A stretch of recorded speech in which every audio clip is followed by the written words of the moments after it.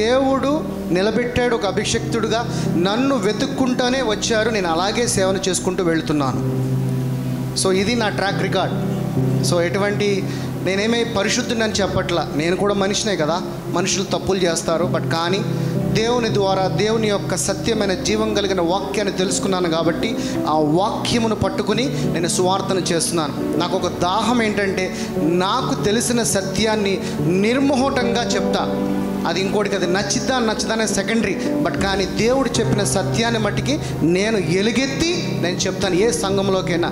కానీ కొన్ని సంఘాలకు వెళ్ళినప్పుడు అయ్యా మీరు ఇలాగే చెప్పాలి వాక్యము, నేను అలా అయితే చెప్పను, నేను రాను. అంతే కదా, ఒక సంఘంలో ఒక ప్రయారిటీగా వెళ్తూ ఉంటుంది. ఇలాగ చెప్పాలని అంటే సంఘము అది నడిచేది కాదు, అది సంఘం దేవుడు చెప్తుంది, అది కాదు. సో ఈ రోజున దేవుడు మరి మీకు ఇంత గొప్ప స్థలాన్ని, ఇంత గొప్ప బిల్డింగ్ని ఇచ్చాడు ఆరాధన చేసుకోవటానికి. ఈ బిల్డింగ్ లేని వారు కూడా ఎంతోమంది ఉన్నారు, కానీ మీకు దేవుడు ఇచ్చాడంటే అది నిజంగా అదృష్టము. రెండోది, ఇలాంటి ఒక మంచి పాస్టర్ని ఇవ్వటం కూడా అది మీ అదృష్టము. నిజంగా ఆయన మాట్లాడుకునేటప్పుడు కూడా సంఘంలో ఏదైనా చేద్దామనే ఆలోచన తప్ప కానీ ఇంకోటి ఏదైనా చేయాలి, ఇంకోటి ఏదైనా కొనుక్కోవాలని ఎప్పుడు ఆయన అడగలేదు నన్ను, నేను కూడా ఆయనతో మాట్లాడలేదు. సో ఇలాంటి నిస్వార్థంగా దొరికే సంఘ కాపురి నిజంగా మీ అదృష్టము.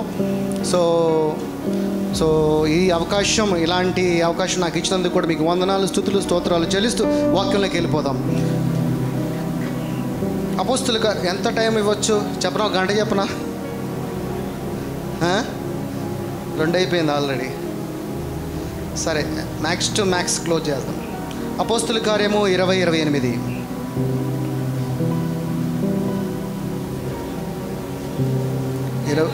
ದೇವರು ಸ್ವರಕ್ತನಿಂದ ಸಂಪಾದಿಸಿಕೊಂಡು ತನ್ನ ಸಂಘమును ಕಾಯುಟకు ಪರಿಶುದ್ಧಾತ್ಮ ನಿಮ್ಮನ್ನೇ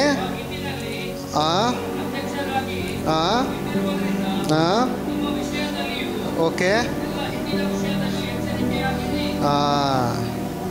దేవుడు సంఘాన్ని ఎలా కొన్నాడంటండి? అందరికీ తెలుగు అర్థమవుతుంది కదా? అందరికీ అర్థమైంది కదా? కన్నడ బన్నీ రండి బన్నీ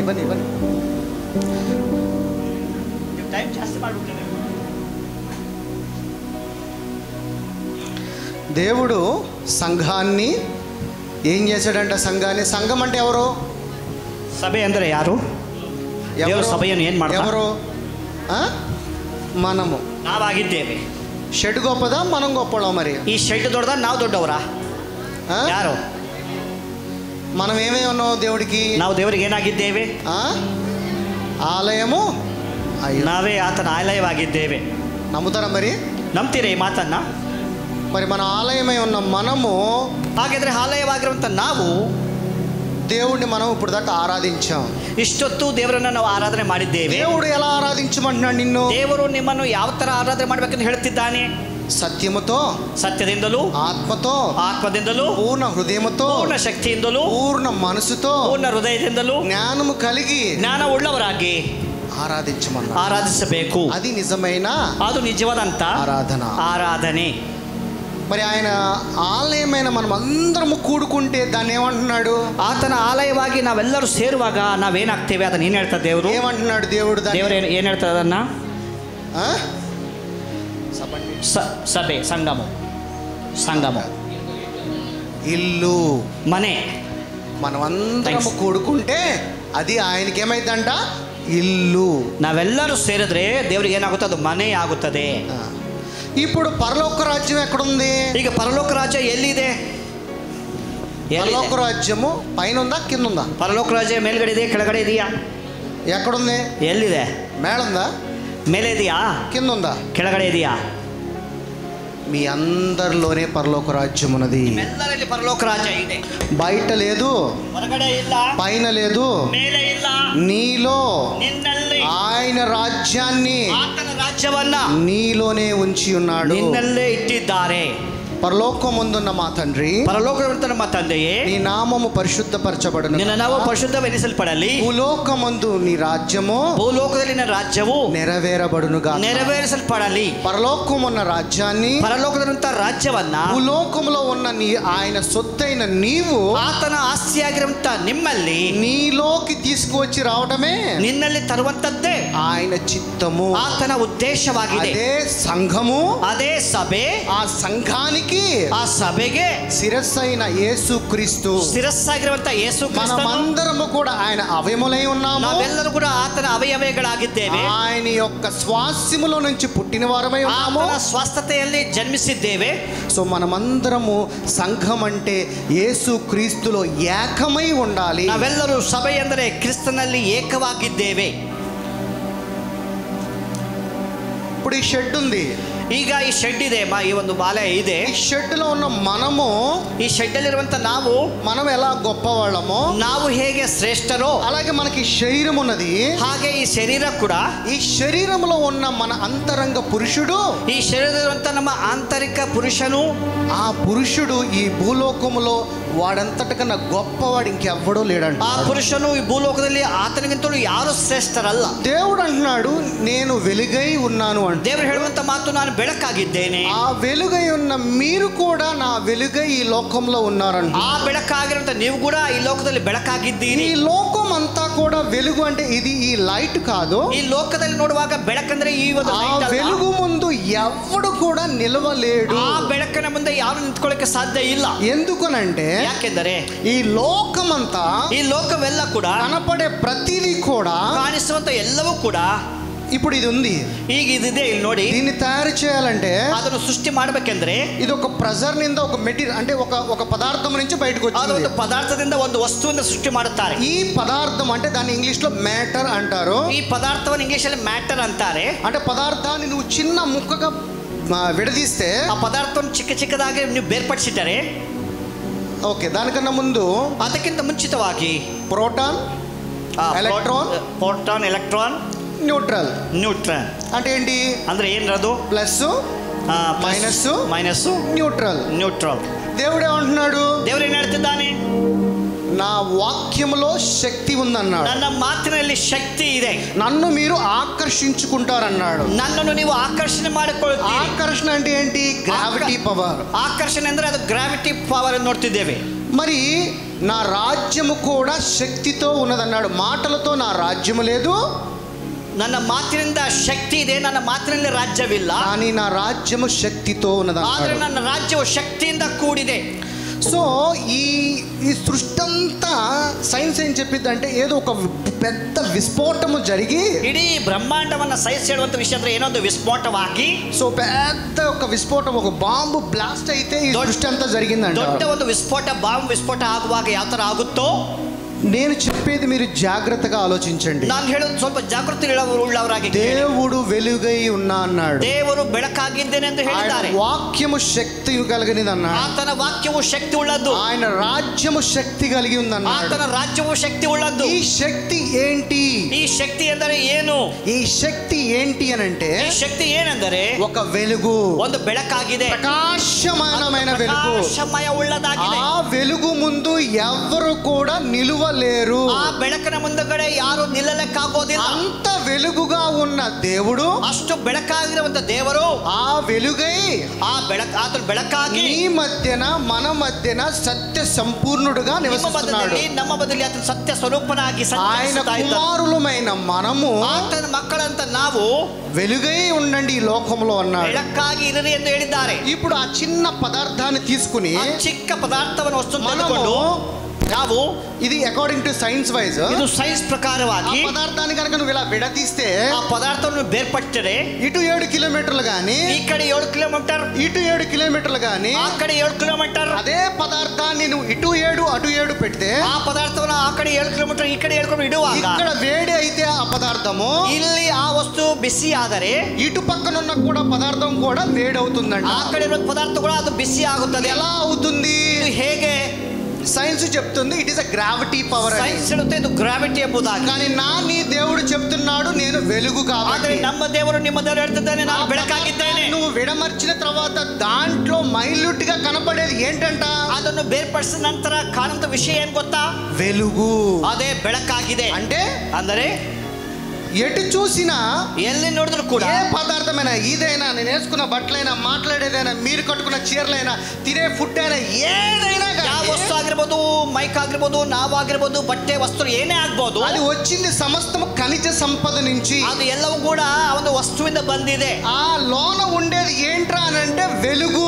ಒಳಗಡೆ ಇರೋದು ಏನಂದ್ರೆ ಅದು ಬೆಳಕು. అందుకనే దేవుడు ఉన్నాడంటే ఈ లోకానికి నేను వెలుగై ఉన్నా అన్నాడు. ಅದಕ್ಕೆ ದೇವರು ಹೇಳಿದ್ದಾನೆ, ನಾನು ಲೋಕಕ್ಕೆ ಬೆಳಕಾಗಿದ್ದೇನೆ. ఆ వెలుగై ఉన్న మీరు కూడా నా ప్రజలుగా ఉన్నారన్నాడు. ಆ ಬೆಳಕಾಗಿರೋ ನೀವು ಕೂಡ ನನ್ನ ಪ್ರಜೆಗಳಾಗಿದ್ದೀರಿ. అందుకనే తండ్రి ఏమంటాడు, నేను అందరిలో వ్యాపించి ఉన్నానన్నాడు. ಅದಕ್ಕಾಗಿ ತಂದೆ ಹೇಳ್ತಾನೆ, ನಾನು ಎಲ್ಲರೂ ವ್ಯಾಪಿಸಿಕೊಂಡಿದ್ದೇನೆ. మరి ఒకే దేవుడు ఇంత ప్రపంచాన్ని ఎలా చూడగలుగుతున్నాడు? ಒಬ್ಬ ದೇವರು ಇಷ್ಟು ಪ್ರಪಂಚವನ್ನು ಹೇಗೆ ನೋಡಲಿಕ್ಕೆ ಸಾಧ್ಯ? ఏ వెలుగైతే ఆయనలో ఉందో, ಯಾವ ಬೆಳಕು ಆತನಲ್ಲಿ ಇದೆಯೋ అదే వెలుగు యేసు ప్రభువులో ఉన్నది. ಅದೇ ಬೆಳಕು ಯೇಸು ಸ್ವಾಮಿಯಲ್ಲಿ ಇದೆ. ఆ తర్వాత వెలుగు ఉన్నది ఎవరిలో అంటే మనలోనే. ಆ ನಂತರ ಬೆಳಕು ಇದೆ ಅಂದ್ರೆ ಅದು ನಮ್ಮಲ್ಲಿ ಬೆಳಕಿದೆ. ఉన్నది ఒకటే వెలుగు, ಇರುವುದು ಒಂದೇ ಬೆಳಕಾಗಿದೆ. ఇంకొక వెలుగు లేదు, ಇನ್ನೊಂದು ಬೆಳಕಿಲ್ಲ.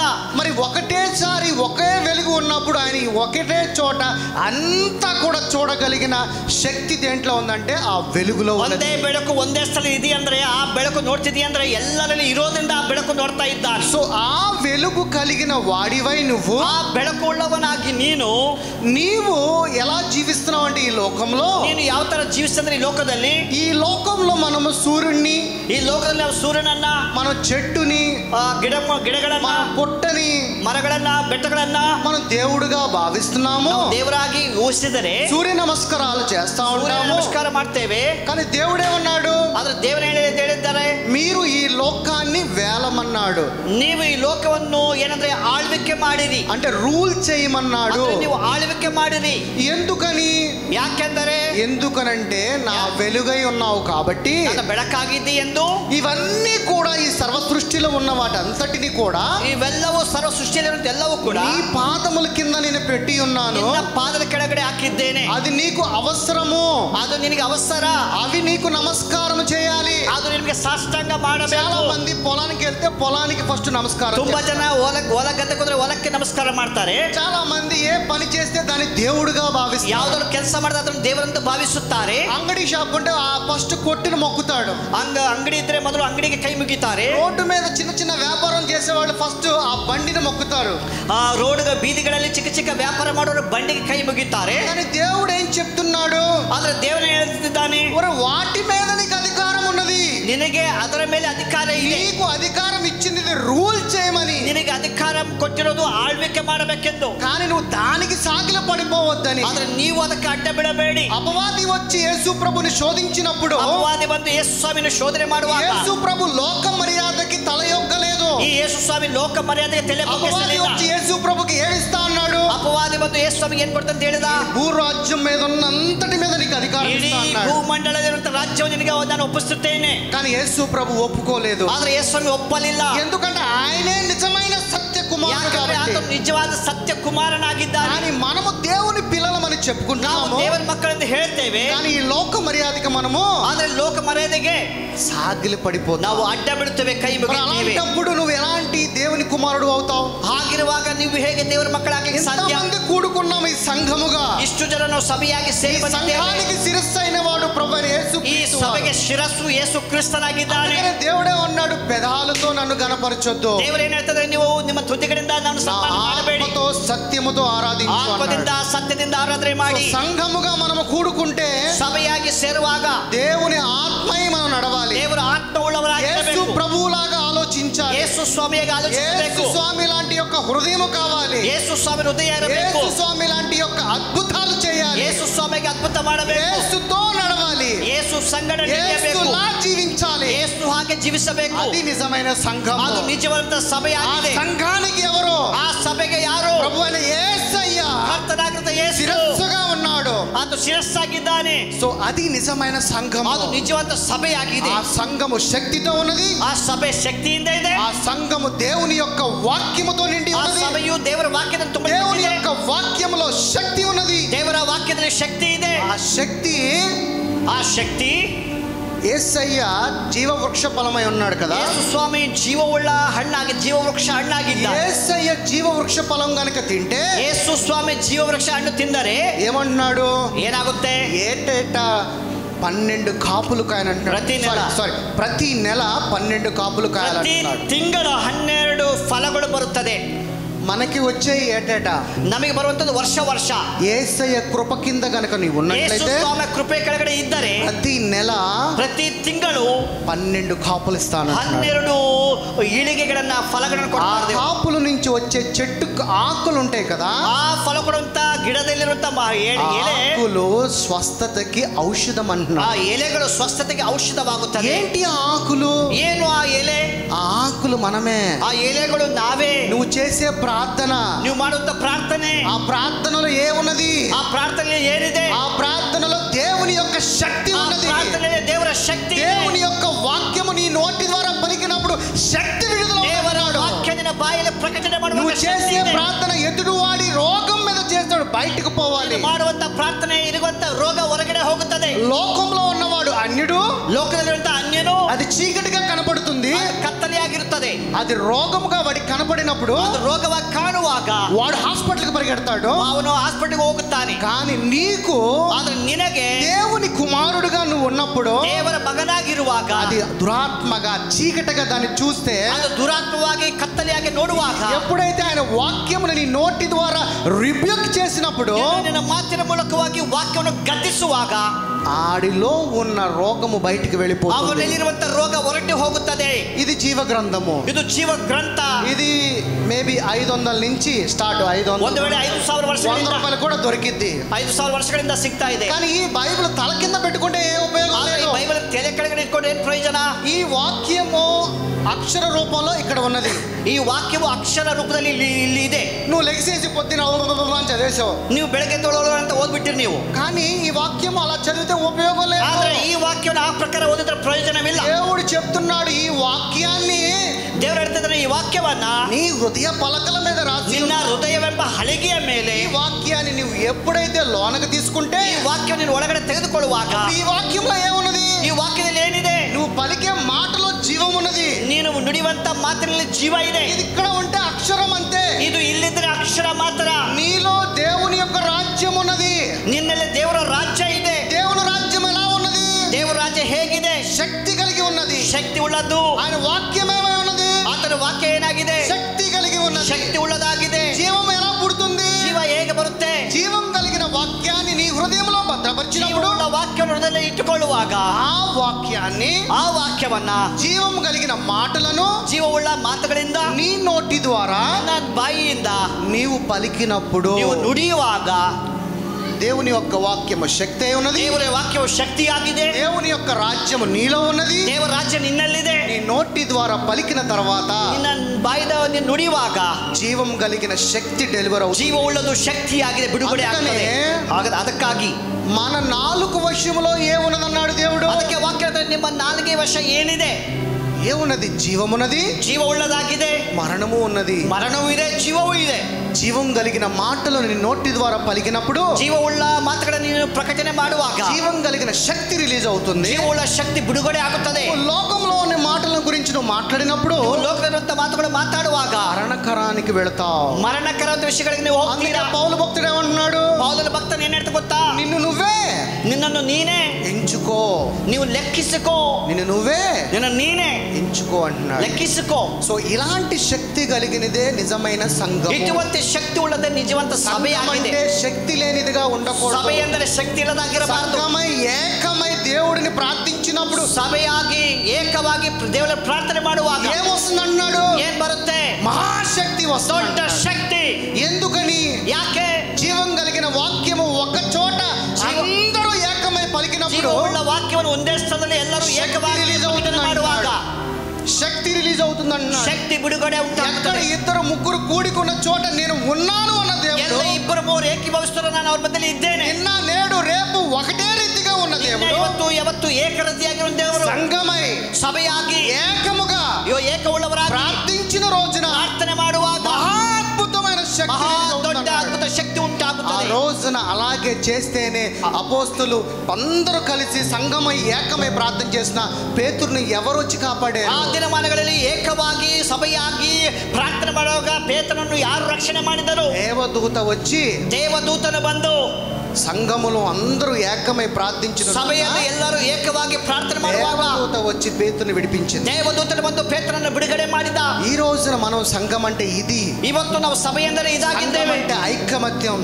ಎಲ್ಲರಲ್ಲಿ ಐಕ್ಯ, ಸಭೆ ಅಂದರೆ సంఘం ಐಕ್ಯವಾಗಿರಬೇಕು. అంటే బలం, ಸಭೆ ಎಂದರೆ ಬಲ, సంఘం అంటే ప్రేమ, ಸಭೆ ಎಂದರೆ ಪ್ರೀತಿ, సంఘం అంటే ప్రార్థన సోల్జర్స్, ಸಭೆ ಎಂದರೆ ಪ್ರಾರ್ಥನಾ ಸೈನಿಕರಾಗಿದ್ದೇವೆ. సంఘం అంటే ಸಭೆ ಎಂದರೆ ప్రార్థన చేస్తే ఎలాంటి చీకటైనా గద్దించే సంఘంగా ಸಭೆ ಎಂದರೆ ఉండాలి. ಪ್ರಾರ್ಥನೆ ಮಾಡುವಾಗ ಎಲ್ಲವೂ ಕೂಡ ಕತ್ತಲು ತೊಲಗಿ ಹೋಗುತ್ತದೆ. కానీ మన సంఘం ఎలా ఉంది? ಆದ್ರೆ ನಮ್ಮ ಸಭೆ ಹೇಗಿದೆ? వాడి ఇంట్లో ఏం జరుగుతుంది, ಅವ್ರ ಮನೇಲಿ ಏನಾಗ್ತಾ ಇದೆ, వీడింట్లో ఏం జరుగుతుంది, ಇವನ ಮನೇಲಿ ಏನಾಗ್ತಾ ಇದೆ, వాడి కోడలు ఎవరితో లెగిచిపోయింది, ಅವ್ರು ಯಾರ ಜೊತೆ ಓಡೋದಾ, వీడు తాగుబోతాడు అయిపోయాడు, ಈ ಕುಡುಕನಾಗ್ಬಿಟ್ಟಾನೆ. ఇక్కడే ఆగిపోయింది సంఘము. ಇಲ್ಲೇ ಸಭೆ ನಿಂತು ಹೋಗಿದೆ.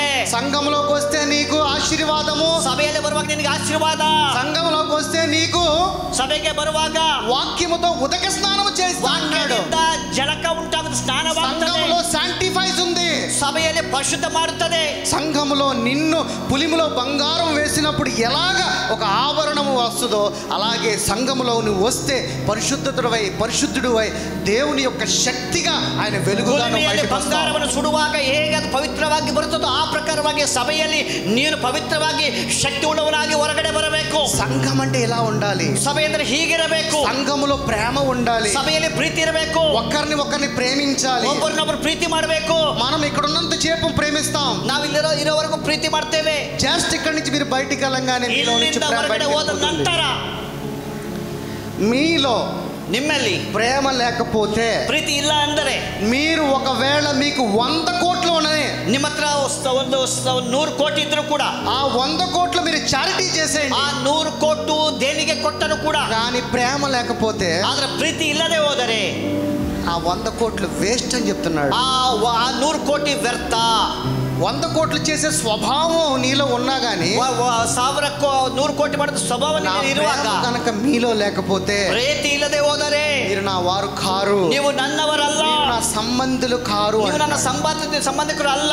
దేవుడి యొక్క కుమారుడని నువ్వు చెప్పుకుంటే, ದೇವರ ಮಗನೆಂದು ನೀನು ಹೇಳುವಾಗ, దేవుడి వెలుగని నువ్వు చెప్పుకుంటే, ದೇವರ ಬೆಳಕನ್ನು ನೀನು ಹೇಳುವಾಗ నీలో దేవుని యొక్క ప్రేమ కనపడాల్సిందే. ನಿನ್ನಲ್ಲಿ ದೇವರ ಪ್ರೀತಿ ಕಾಣಿಸಬೇಕು. నీ క్రియలు, ನಿನ್ನ ಕ್ರಿಯೆಗಳು దేవుని యొక్క స్వరూపమై ఉండవలసిందే. ದೇವರ ಸ್ವರೂಪ ಉಳ್ಳದಾಗಿರಬೇಕು. దేవుడేమన్నాడు? నా స్వరూపం అన్నాడు. ದೇವರೇನಾದರೂ ನನ್ನ ಸ್ವರೂಪ. ఆయన స్వరూపం అంటే చెవు, ముక్కు, కళ్ళు కాదు. ಆತನ ಸ್ವರೂಪ ಅಂದ್ರೆ ಕೈ, ಕಾಲು, ఆయన ఆత్మై ఉన్నాడు.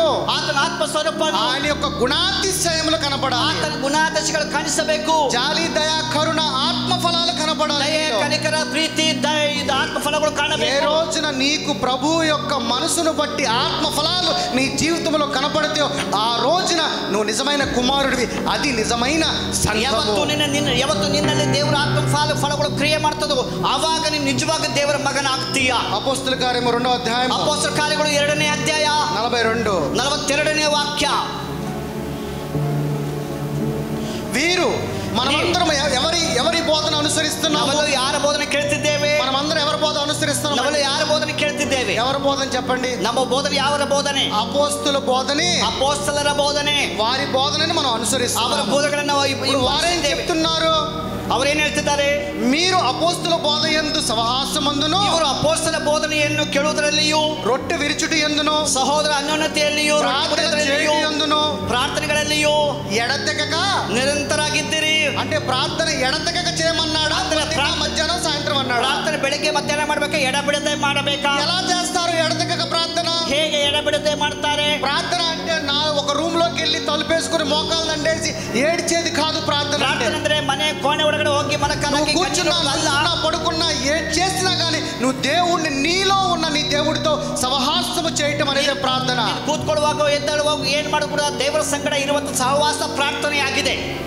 తర్వాత అప్పుడు ಮತ್ತೆ ಎಲ್ಲರಿಗೂ ప్రతివానికి భయము కలిగిను, ಎಲ್ಲರಿಗೂ ಭಯ ಉಂಟಾಯಿತು. మరియు అనేక మహత్కార్యములను, ಅನೇಕ ಅದ್ಭುತ ಕಾರ್ಯಗಳು, సూచక క్రియలను, ಸೂಚಕ ಕಾರ್ಯಗಳು అపోస్తుల ద్వారా, ಅಪೊಸ್ತಲರ ಕೈಗಳಿಂದ మరి వారు చేశారు. అపోస్తుల కార్యములో ఉన్న అపోస్తులు అద్భుత కార్యాలు ఈ రోజున మనం ఎందుకు చేయలేము? ಅಪೊಸ್ತಲಗಳು ಮಾಡುವಂತ ಅದ್ಭುತ ಕಾರ್ಯಗಳು ಇವತ್ತು ನಾವು ಯಾಕೆ ಮಾಡ್ಲಿಕ್ಕೆ ಸಾಧ್ಯವಿಲ್ಲ? విశ్వాసము లేదు కాబట్టి, ನಮಗೆ ನಂಬಿಕೆ ಕಡಿಮೆ. నేను ఇది చేయలేను అని నువ్వు అనుకుంటున్నావు, ಇದು ಮಾಡಕ್ಕಾಗೋದಿಲ್ಲ ಅನ್ಕೊಂತೀರಿ. కానీ దేవుడు అన్నాడు, ಆದ್ರೆ ದೇವರು ఆ ಹೇಳ್ತಿದ್ದಾನೆ, వాక్యంలో శక్తి ఉన్నది. ನನ್ನ ವಾಕ್ಯದಲ್ಲಿ ಶಕ್ತಿ ಇದೆ. ఆ శక్తి నువ్వు గ్రహించిన తర్వాత ಆ ಶಕ್ತಿಯನ್ನು ಗ್ರಹಿಸಿ అప్పుడు అద్భుత కార్యములు జరుగుతాయి. ಆವಾಗ ಅದ್ಭುತ ಕಾರ್ಯ ನಡೀತದೆ. ఇక్కడున్న అపోస్తులు ಇಲ್ಲಿರುವಂತ ಅಪೊಸ್ತಲರು అనేకమైన అద్భుత కార్యాలు చేస్తున్నారు. ಅನೇಕ ಅದ್ಭುತ ಕಾರ್ಯಗಳು మరి ಮಾಡಿದ್ದಾರೆ. వారి బోధన వింటున్న మనం ఎందుకు ಅವರ ಬೋಧನೆ చేయలేకపోతున్నాం? ಕೇಳುವಂತದ್ದು ನಾವ್ಯಾಕೆ ಮಾಡೋಕ್ಕಾಗಲಿಲ್ಲ? ఎందుకునంటే ಯಾಕೆಂದರೆ నువ్వు సరిగ్గా ఇంకా ప్రభుని అర్థం ನೀವು చేసుకోవాలి. ಸರಿಯಾಗಿ ಕರ್ತನನ್ನು ಅರ್ಥ ಮಾಡಿಕೊಂಡಿಲ್ಲ. నీలో ప్రేమ లేకపోతే ನಿನ್ನಲ್ಲಿ ಪ್ರೀತಿ ಇಲ್ಲದೆ ಹೋದರೆ, నువ్వు ఎంత బైబిల్ చదివినా, ನೀನು ಎಷ್ಟು ಬೈಬಲ್ ಓದಿದರು, నువ్వు ఎంత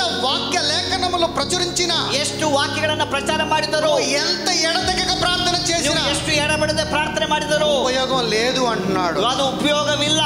దాని తర్వాత 46 రండి. ನಂತರ 46ನೇ ವಾಕ್ಯ, సంఘం ఎలా ఉండాలంట? ಸಭೆ ಹೇಗಿರಬೇಕು? వారందరూ ఏక మనస్సు కలిగి ಅವರು ఉండాలంట. ದಿನಾಲು ಏಕ ಮನಸ್ಸಿನಿಂದ. కానీ మన సంఘంలో ఉన్న వారందరూ ನಮ್ಮ ಸಭೆಯಲ್ಲಿ ಹೇಗಿದೆ? రకరకాల మనస్సులు కలిగి ఉన్నారు. ವ್ಯತ್ಯಾಸವಾಗಿದ್ದಾರೆ.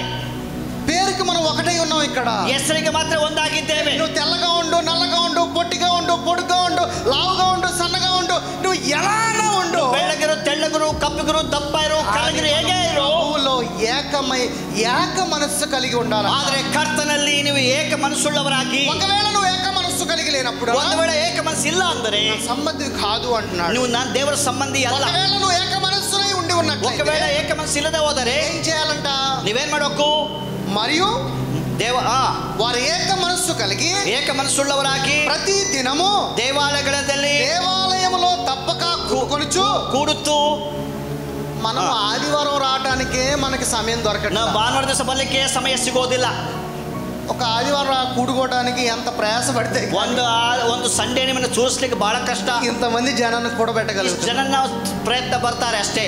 కానీ ఏక మనస్సు కలిగితే, ಆದ್ರೆ ಏಕ ಮನಸ್ಸುಳ್ಳವರಾಗಿದ್ದರೆ, సంఘం అంటే నా శరీరము, ಆ ಸಭೆ ಅಂದ್ರೆ ನನ್ನ ಶರೀರ, నా చెయ్యి ఇంకో చోట ఉన్నది, ನನ್ನ ಕೈ ಒಂದು ಕಡೆಗಿದೆ, ఇలాంటి మనసు కలిగినప్పుడు ಇಂಥ ಮನಸ್ಸಿರುವಾಗ అప్పుడేమంటున్నాడు? ಆಗೇನಾಗುತ್ತೆ? ఇంటింట ప్రతిరోజు రొట్టె విరుచుచు ಮನೆ ಮನೆಗಳಲ್ಲಿ ರೊಟ್ಟಿ ಮುರಿದು దేవుని ಉಲ್ಲಾಸದಿಂದ స్తుతించుచు ಸರಳ ಹೃದಯದಿಂದ ప్రజలందరినీ దేవునిని స్తుతించుచు ದೇವರಿಗೆ ಸ್ತೋತ್ರ ಮಾಡಿ ప్రజలందరినీ ಸಭೆಗೆ ಜನರೆಲ್ಲರೂ దయ పొందిన వారై ఉన్నారు. ಅವರು ದಯೆಯನ್ನು ಪಡ್ಕೊಂಡಿದ್ದಾರೆ. ఎవరు దయ పొంది ఉన్నారు? ಯಾರು ದಯ ಪಡೆದಿದ್ದಾರೆ? ప్రభు దయను పొందుకొని ఉన్నారు. ದೇವರ ದಯ ಪಡೆದಿದ್ದಾರೆ. అందరూ ఏక మనస్సు కలిగి, ನಾವೆಲ್ಲರೂ ಏಕ ಮನಸ್ಸುಳ್ಳವರಾಗಿ, ఒకటే మనస్సై ಒಂದೇ ಮನಸ್ಸುಳ್ಳವರಾಗಿ, ప్రేమ కలిగి, ನಾವು ಪ್ರೇಮವುಳ್ಳ ಪ್ರೀತಿ ಉಳ್ಳವರಾಗಿ.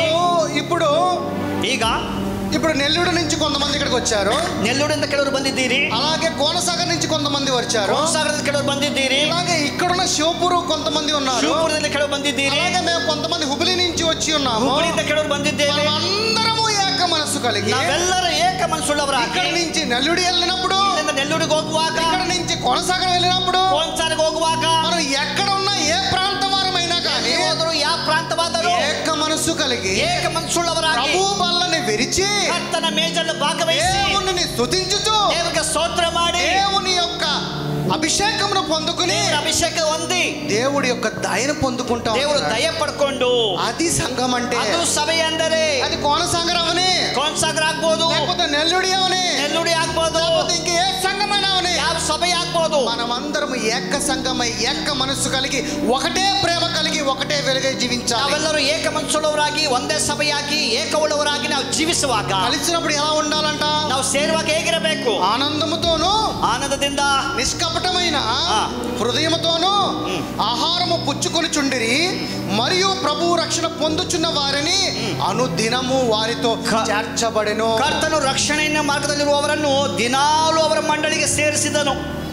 ఎవరు చేరుస్తాడంట? ಯಾರು ಸೇರಿಸಿದರು? మనం కూడుకుని ప్రభు బలలో రొట్టె విరుచుచు ಕರ್ತನ ಮೇಜಲ್ಲಿ ఆనందంతో దేవుని స్తుతిస్తే, ದೇವರನ್ನು ಆನಂದವಾಗಿ ಸ್ತುತಿಸುವಾಗ దేవుడు ప్రతి దినము సంఘాన్ని ఆయనే దేవురస్తులతో నింపుతాడు. ಪ್ರತಿ ದಿವಸ ಸಭೆಯನ್ನು ದೇವರು ತಾನೇ ಆ ಮಂಡಳಿಯನ್ನು ತುಂಬಿಸುತ್ತಾನೆ. ఇక్కడ సంఘం అంటే ఏంటి? ಇಲ್ಲಿ ಸಭೆ ಅಂದರೆ ಏನು? నీ యొక్క బాధలు, నీ యొక్క కష్టాల గురించి కాదు ఇక్కడికి వచ్చేది. ನಿನ್ನ ಕಷ್ಟಗಳಿಗಾಗಿ ಇಲ್ಲಿ ಬರೋದಲ್ಲ. అసలు మీరు ఎవరు? ನೀವ್ಯಾರು? ನೀವೆಲ್ಲರೂ ಯಾರು? మనుషులా? ಮನುಷ್ಯರ ನೀವೆಲ್ಲರೂ ಕೂಡ మనుషులేనా? ಮನುಷ್ಯರಾಗಿದ್ದೀರಾ ನೀವೆಲ್ಲರೂ? ప్రభువు చెప్తున్నాడు మీరు దైవము అంటున్నాడు. ಕರ್ತನ ಹೇಳ್ತದನ್ನ ವಾಕ್ಯ, ನೀವು ದೇವರುಗಳಾಗಿದ್ದೀರಿ. దేవుడు ఏం చెప్తున్నాడంటే, ದೇವ್ರು ಏನ್ ಹೇಳ್ತಾರೆ ಗೊತ್ತಾ? అరే మనుషుల్లాగా ఆలోచించమాకండి. ನೀವು ಮನುಷ್ಯರ ಹಾಗೆ ಯೋಚನೆ ಮಾಡಬೇಡಿ. మనుషుల్లాగా ఆలోచించిన వారందరూ కూడా పాతాళంకి వెళ్ళిపోయారు. ಮನುಷ್ಯನಾಗಿ ಯೋಚನೆ ಮಾಡಿದ್ರು ಪಾತಾಳಕ್ಕೆ ಹೋಗಿದ್ದಾರೆ.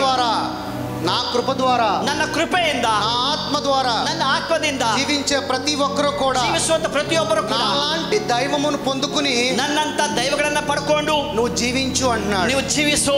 నువ్వు ఎప్పుడైతే నేను దైవము అని నువ్వు అనుకుంటావో, ನೀನು ಯಾವಾಗ ನಾನು ದೈವವೆಂದು ಯೋಚನೆ ಮಾಡ್ತೀಯೋ, దేవుని కుమారుని అని చెప్తున్నావు కదా, ದೇವರ ಮಗನಂಗಂತ ಹೇಳ್ತಿದ್ಯಾ. దేవుని కుమారుడు అయినప్పుడు మన దైవత్వం దగ్గరికి వచ్చేపాటికి నేను ఎందుకని దూరంగా వెళ్ళిపోతున్నా? ದೇವರ ಮಗನಾಗಿ ಎಂದು ಹೇಳುವಾಗ ದೈವತ್ವಕ್ಕೆ ಬರುವಾಗ ಯಾಕೆ ದೂರ? దేవుడు చెప్తుంది ఏంటంటే, ದೇವರು ಹೇಳುವಂತ ಮಾತು, మీరు దైవములని నేను చెప్పబడుచున్నాను. ನೀವು ದೇವರುಗಳೆಂದು ದೈವತ್ವಗಳೆಂದು ಹೇಳ್ತೀರಿ. దేవుడు ఎలా జీవిస్తాడు? ದೇವರು ಯಾವ ತರದ್ದು ಆಶೀರ್ವಾದ ಮಾಡ್ತಾನೆ? అధికారము కలిగి జీవిస్తాడు. ಅಧಿಕಾರವುಳ್ಳವನಿಗೆ ಆಶೀರ್ವಾದ ಮಾಡ್ತಾನೆ. కానీ మనం ఎలా జీవిస్తున్నాము? ನಾವು ಹೇಗೆ ಜೀವಿಸುತ್ತಿದ್ದೇವೆ? స్లేవరీగా ನಾವು జీవిస్తున్నాము. ದಾಸರಾಗಿ ಜೀವಿಸುತ್ತಿದ್ದೇವೆ. కానీ నేను దేవుడు ఎలా జీవించమంటున్నాడు? ಆದ್ರೆ ದೇವರು ನಿಮ್ಮನ್ನು ಹೇಗೆ అరే నాకులాగా దైవము కలిగి ನನ್ನ ಹಾಗೆ ದೈವತ್ವ ಉಳ್ಳವರಾಗಿ. యేసు ప్రభువుని ఎందుకు చంపేశారు? ಯೇಸುವನ್ನು ಯಾಕೆ ಕೊಂದರು? ఎందుకు చంపేశారు చెప్పండి? ಯಾಕೆ ಕೊಂದರು ಯೇಸು ಸ್ವಾಮಿಯನ್ನ? ఇది చెప్పినందుకే. ಯಾವುದನ್ನು ಹೇಳಿದಕ್ಕೆ? ನಾನು ಯೇಸು ಏನು ಹೇಳಿದ್ರು? ಇದು చెప్పినందుకే.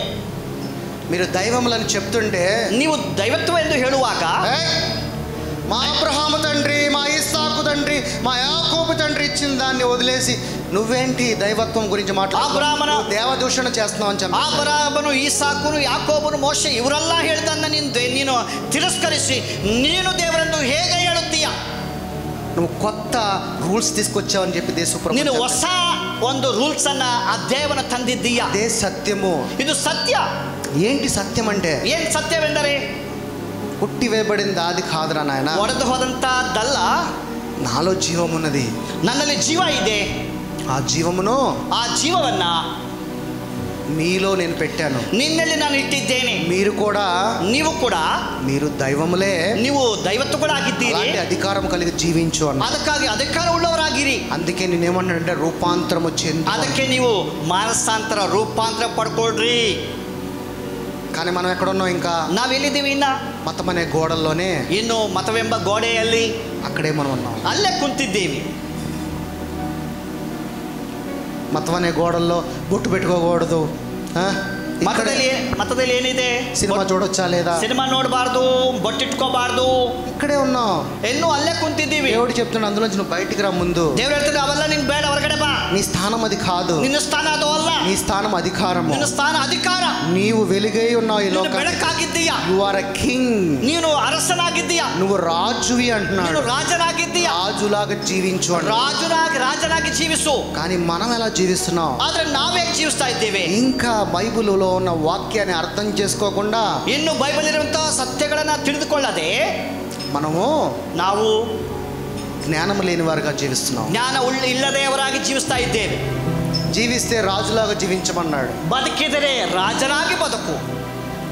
మొదటి పేతురు 2:9. ಮೊದಲನೇ ಪೇತ್ರನು 2:9. ಬೇಗ ತೆಗಿತೀರಾ? అయితే మీరు చీకటిలో నుండి ఆశ్చర్యకరమైన తన వెలుగులోనికి మిమ్మల్ని పిలిచిన వాని గుణాతిశయములను ప్రచురించు. ನಿಮ್ಮನ್ನು ಕತ್ತಲೊಳಗಿಂದ ಕರೆದು ತನ್ನ ಆಶ್ಚರ್ಯಕರವಂತ ಬೆಳಕಿನಲ್ಲಿ ಸೇರಿಸಿದ ಆತನ ಗುಣಾತಿಶಯಗಳನ್ನು ಪ್ರಚಾರ ಮಾಡುವರಾಗುವಂತೆ. ఎక్కడున్నామంట మనము? ನಾವೆಲ್ಲಿದ್ದೀವಿ? చీకట్లో ఉన్నామంట. ಕತ್ತಲಲ್ಲಿದ್ದೇವೆ. చీకట్లో ఉన్నవాడు వెలుగులోనికి తీసుకుని వచ్చి, ಕತ್ತಲಿರುವಂತ ವ್ಯಕ್ತಿಯನ್ನು ಬೆಳಕಿಗೆ ತಂದು, వెలుగులో ఉన్నవాడి దగ్గర ఏముందంట? ಬೆಳಕಿನವರೇ, ಆ ಬೆಳಕಿನಲ್ಲಿ ಏನಿದೆ? ಗುಣಾತಿಶಯ ఉందంట. ಆತರ ಗುಣಾತಿಶಯಗಳು. ఏంటి ఆ గుణాతిశయం? ಆ ಗುಣಾತಿಶಯಗಳು ಏನು? ప్రేమ, జాలి, దయ, కరుణ, ప్రీతి, కృపే, దయే, కనికర ప్రచురము చేయు నిమిత్తము ఏర్పరచబడిన వంశమును, రాజులైన యాజక సమూహమును, పరిశుద్ధ జనమును, దేవుని ಸೊತ್ತೈನ ದೇವರ ಪ್ರಜಲಮಯ ದೇವರಾದಕೊಂಡ ಜನಾಂಗವು, ರಾಜವಂಶಸ್ಥರಾದ ಯಾಜಕರು, ಮೀಸಲಾದ ಜನವು, ದೇವರ ಸ್ವಕೀಯ ಪ್ರಜೆಯೂ ಆಗಿದ್ದೀರಿ. మనం ఎవరు సొత్తై ఉన్నాం? ನಾವು ಯಾರ ಸೊತ್ತಾಗಿದ್ದೇವೆ? ప్రభు సొత్తై ఉన్నాం. ನಾವು ಕರ್ತನ ಸೊತ್ತಾಗಿದ್ದೇವೆ. ఆయన సొత్తై, ఆయన ప్రజలమై ఉన్నాం. ఆతన ఆస్తిಯಾಗಿ, ఆతన స్వకీయ ಜನರಾಗಿದ್ದೇವೆ. రాజు గుణాతిశయంలో నీలో కనపడాలి. ఈ రాజನ ಗುಣಾತಿಶಯಗಳನ್ನು ಕಾಣಬೇಕು. రాజులో ప్రేమ ఉన్నది, ನಿನ್ನಲ್ಲಿ ರಾಜನ ಪ್ರೀತಿ ಇದೆ, జాలి దయా కరుణ ఉన్నది. ನಿನ್ನಲ್ಲಿ ದಯ ಕನಿಕರ ಇದೆ. కానీ ఈ రోజున మనలో అదే లేదు. ಇವತ್ತು ನಮ್ಮಲ್ಲಿ ಅದು ಇಲ್ಲ. గలతీలు ಗಲಾತ್ಯ ಬರೆದ ಪುಸ್ತಕ 2:15 2:17-15.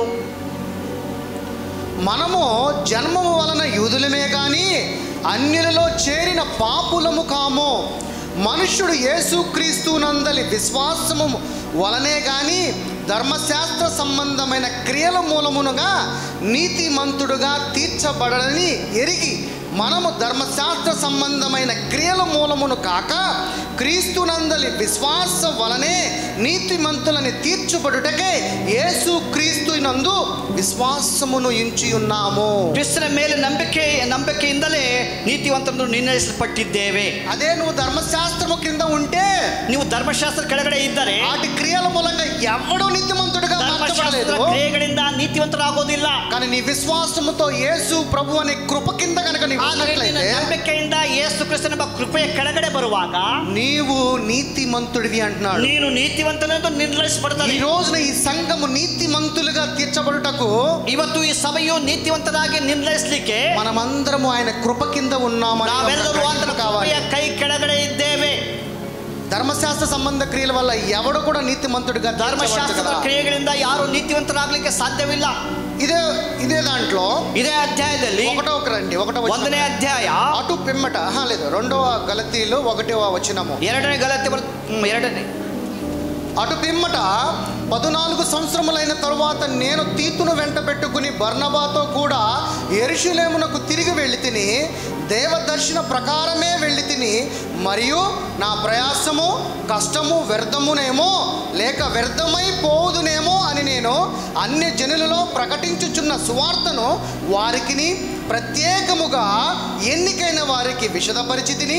అయినను నాతో కూడా నున్న తీతు గ్రీసు దేశస్థుడేను, అతడు సున్నతి పొందుటకు బలవంత పెట్టబడలేదు. మనలను దాసులుగా చేసుకొనవలనని క్రీస్తు యేసు వలన మనకు కలిగిన మన స్వాతంత్రము వేగు చూచుటకు రహస్యముగా తేబడి దొంగతనముగా ప్రవేశించిన కపట సహోదరుల వలె జరిగినది.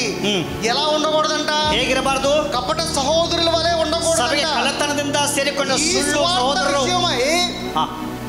ఈ సువార్త విషయమై ಈ ಸುವಾರ್ತೆಯ ಬಗ್ಗೆ మీ మధ్య నిలుచున్నట్లు ನಿಮ್ಮಲ್ಲಿ ನಿಂತುಕೊಳ್ಳುವ ಹಾಗೆ మేము వారికి ఒక్క గడి అయినను లోబడుటకు ఒప్పుకొనలేదు. ನಾವು ಒಂದು ನಿಮಿಷ ಕೂಡ ಅವರಿಗೆ ಒಪ್ಪಿಕೊಳ್ಳಲಿಲ್ಲ. సో మీరు కూడా, ನೀವು ಕೂಡ దేవుని యొక్క సత్యమైన వాక్యమే మీరు తెలుసుకున్నప్పుడు, ದೇವರ ಒಬ್ಬ ಸತ್ಯದ ವಾಕ್ಯವನ್ನು ತಿಳ್ಕೊಳ್ಳುವಾಗ, ఆయన సంఘముగా మనమందరము ఏర్పడినప్పుడు, ಆತನ ಸಭೆಯಾಗಿ ನಾವು ಸೇರಿಸುವಾಗ కపటి బోధలో కపటి ఆలోచనలు ఉండకుండా ನಮ್ಮಲ್ಲಿ ಸುಳ್ಳು ಬೋಧನೆ ಸುಳ್ಳು ಸಹೋದರ ಇರಬಾರದು. సత్యమైన జీవం కలిగిన వాక్యమే మనం ఉండాలి. ಸತ್ಯವುಳ್ಳ ಜೀವವುಳ್ಳ ವಾಕ್ಯ ಇರಬೇಕು. అదే నిజమైన సంఘముగా ఉన్నది. ಅದೇ ನಿಜವಾದ ಸಭೆಯಾಗಿದೆ. ఈ సువార్త ప్రకటించేటప్పుడు ಈ ಸುವಾರ್ತೆಯನ್ನು ಸಾರುವಾಗ కష్టం రావచ్చు, ಕಷ್ಟ ಬರಬಹುದು, బాధ రావచ్చు, ಹಿಂಸೆ ಬರಬಹುದು, ఎలాంటి సమస్య అయినా ಏನೇ ಸಮಸ್ಯೆ ಆಗಬಹುದು. దేవుని యొక్క సత్యములోను నిలబడాలి. ದೇವರ ಒಂದು సత్ಯದಲ್ಲಿ నిద్రಬೇಕು. ఆ రోజున నిజమైన సంఘముగా, ಆ ದಿನ నిజವಾದ సభೆಯಾಗಿ, ఆ రోజున నిజమైన ఆయన యొక్క వారసుడిగా ನಿಜವಂತ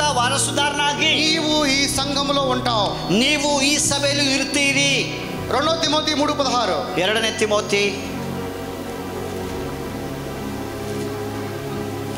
దైవజనుడు సంసిద్ధుడై ప్రతి సత్కార్యమునకు పూర్ణముగా సిద్ధపడి ఉండునట్లు దైవావేశము వలన కలిగిన ప్రతి లేఖనము దైవాదేశము వలన కలిగి ఉపదేశించుటకును, ఖండించుటకును, తప్పు దిద్దుటకును, నీతి యందు శిక్ష చేయుటకును ప్రయోజనకరమై ఉన్నది. ದೈವ ಪ್ರೇರೇಪಿತವಾದ ಪ್ರತಿಯೊಂದು ಶಾಸ್ತ್ರವು, ಉಪದೇಶವು, ಖಂಡನೆಗೂ, ತಿದ್ದುಪಟ್ಟಿಗೂ, ನೀತಿ ಶಿಕ್ಷೆಗೂ ಉಪಯುಕ್ತವಾಗಿದೆ. అంటే సంఘం ఎలా ఉండాలంట? ಸಭೆ ಹೇಗಿರಬೇಕು? ఖండించే విధంగా ఉండాలి, ಖಂಡಿಸಬೇಕು, తప్పు దిద్దుకునే విధంగా ఉండాలి, ತಪ್ಪನ್ನು ತಿದ್ದಿಕೊಳ್ಳಬೇಕು, నీతి యందు శిక్ష చేయటం కూడా వెనకాడే విధంగా ఉండాలి. ನೀತಿಯಿಂದ ಶಿಕ್ಷೆಗೊಳಗಾಗಬೇಕು. అంటే నీతి లేకపోతే ఏమవుతుందంట? ನೀತಿ ಇಲ್ಲದೆ ಏನಾಗುತ್ತೆ?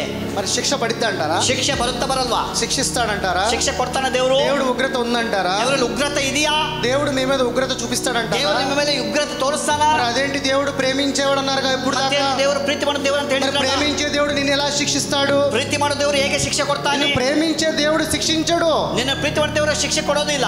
ఎందుకు పౌలు గారు మంచి పోరాటము పోరాడుತೀನಿ అన్నాడు? ಯಾಕೆ ಪೌಲನು ಹೇಳ್ತಾನೆ ನಾನು ಒಳ್ಳೆ ಹೋರಾಟವನ್ನು ಹೋರಾಡ್ತೇನೆ? ఎక్కడ ఆయన పోరాటం చేస్తా అన్నాడు? ಆತನ ಹೋರಾಟ ಎಲ್ಲಿ ಆಗ್ತಾ ಇದೆ? శరీరంలోనా?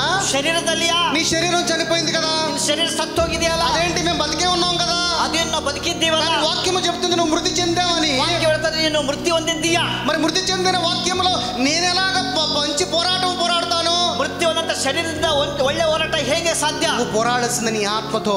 ನೀನು ಹೋರಾಡೋದು ನಿನ್ನ ಆತ್ಮದಿಂದ.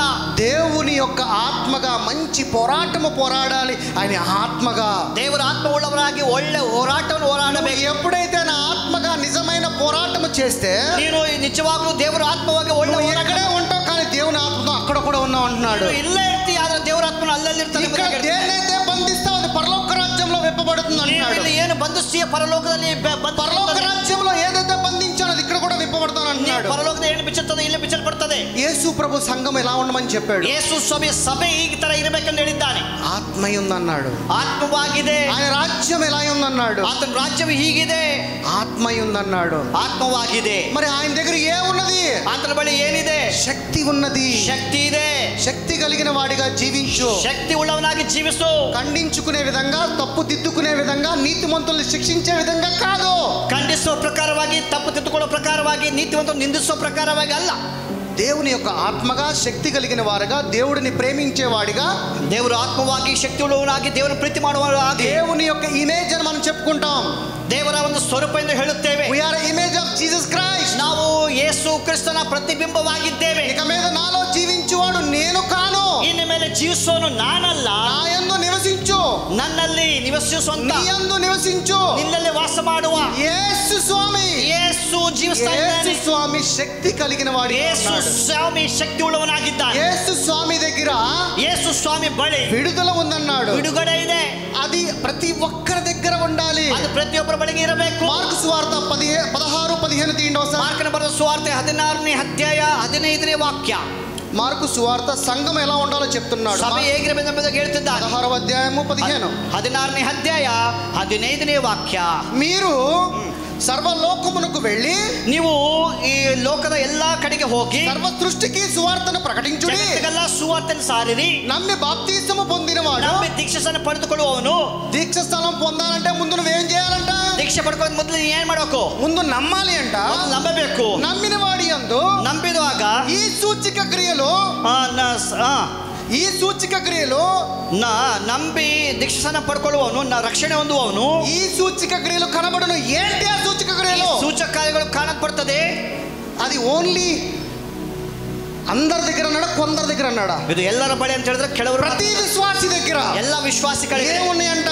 ಏನಿದೆ? ಈ ಸೂಚಕ ಕಾರ್ಯಗಳು. నమ్మిన వారి యందు ఈ సూచిక క్రియలు ಈ ಸೂಚಕ ಕಾರ್ಯಗಳು ఏమనగా ಏನಂದ್ರೆ, నా నామమున ನನ್ನ ಹೆಸರನ್ನು దయ్యములను వెళ్ళగొట్టుదురు, ಹೇಳಿ ದೆವ್ವಗಳನ್ನು ಬಿಡಿಸುವವರು, కొత్త భాషలు మాట్లాడుదురు, ಹೊಸ ಭಾಷೆಗಳನ್ನು ಮಾತಾಡುವವರು, పాములను ఎత్తి పట్టుకుందురు, ಹಾವುಗಳನ್ನು ಎತ್ತುಕೊಳ್ಳುವವರು, మరణకరమైనది ఏది తాగినను అది వారికి హాని చేయదు, ಏನಾದರೂ ಕುಡಿದರೆ ಅವರಿಗೆ ಯಾವ ಕೇಡು ಇಲ್ಲ, స్వస్థత నొందుదురు, ಅವರಿಗೆ ರೋಗಗಳ ಮೇಲೆ ಕೈ ಇಟ್ಟರೆ ಅವರಿಗೆ ಸ್ವಸ್ಥತೆ ಆಗುವುದು, ಗುಣವಾಗುವುದು. ఇవన్నీ సంఘంలో ఎందుకు జరగట్లా? ಇವೆಲ್ಲ ಸಭೆಯಲ್ಲಿ ಯಾಕೆ ನಡೀತಾ ಇಲ್ಲ? అదేంటి నమ్మి బాప్తిజం పొందితే ఇవన్నీ సూచక్రియలు అందరిలో కూడా కనబడాలి కదా. ಅದೇನು ನಂಬಿ ದೀಕ್ಷೆ ಪಡೆದಂತ ನಮ್ಮ ಮೇಲೆ ಎಲ್ಲರಿಗೂ ಸೂಚಕ ಆಗ್ಬೇಕಲ್ಲ. మనం ఎక్కడున్నావు? సంఘం అర్థమవుతుందా? ಸಭೆಯಲ್ಲಿ ಗೊತ್ತಾಗ್ತಿದೆಯಾ?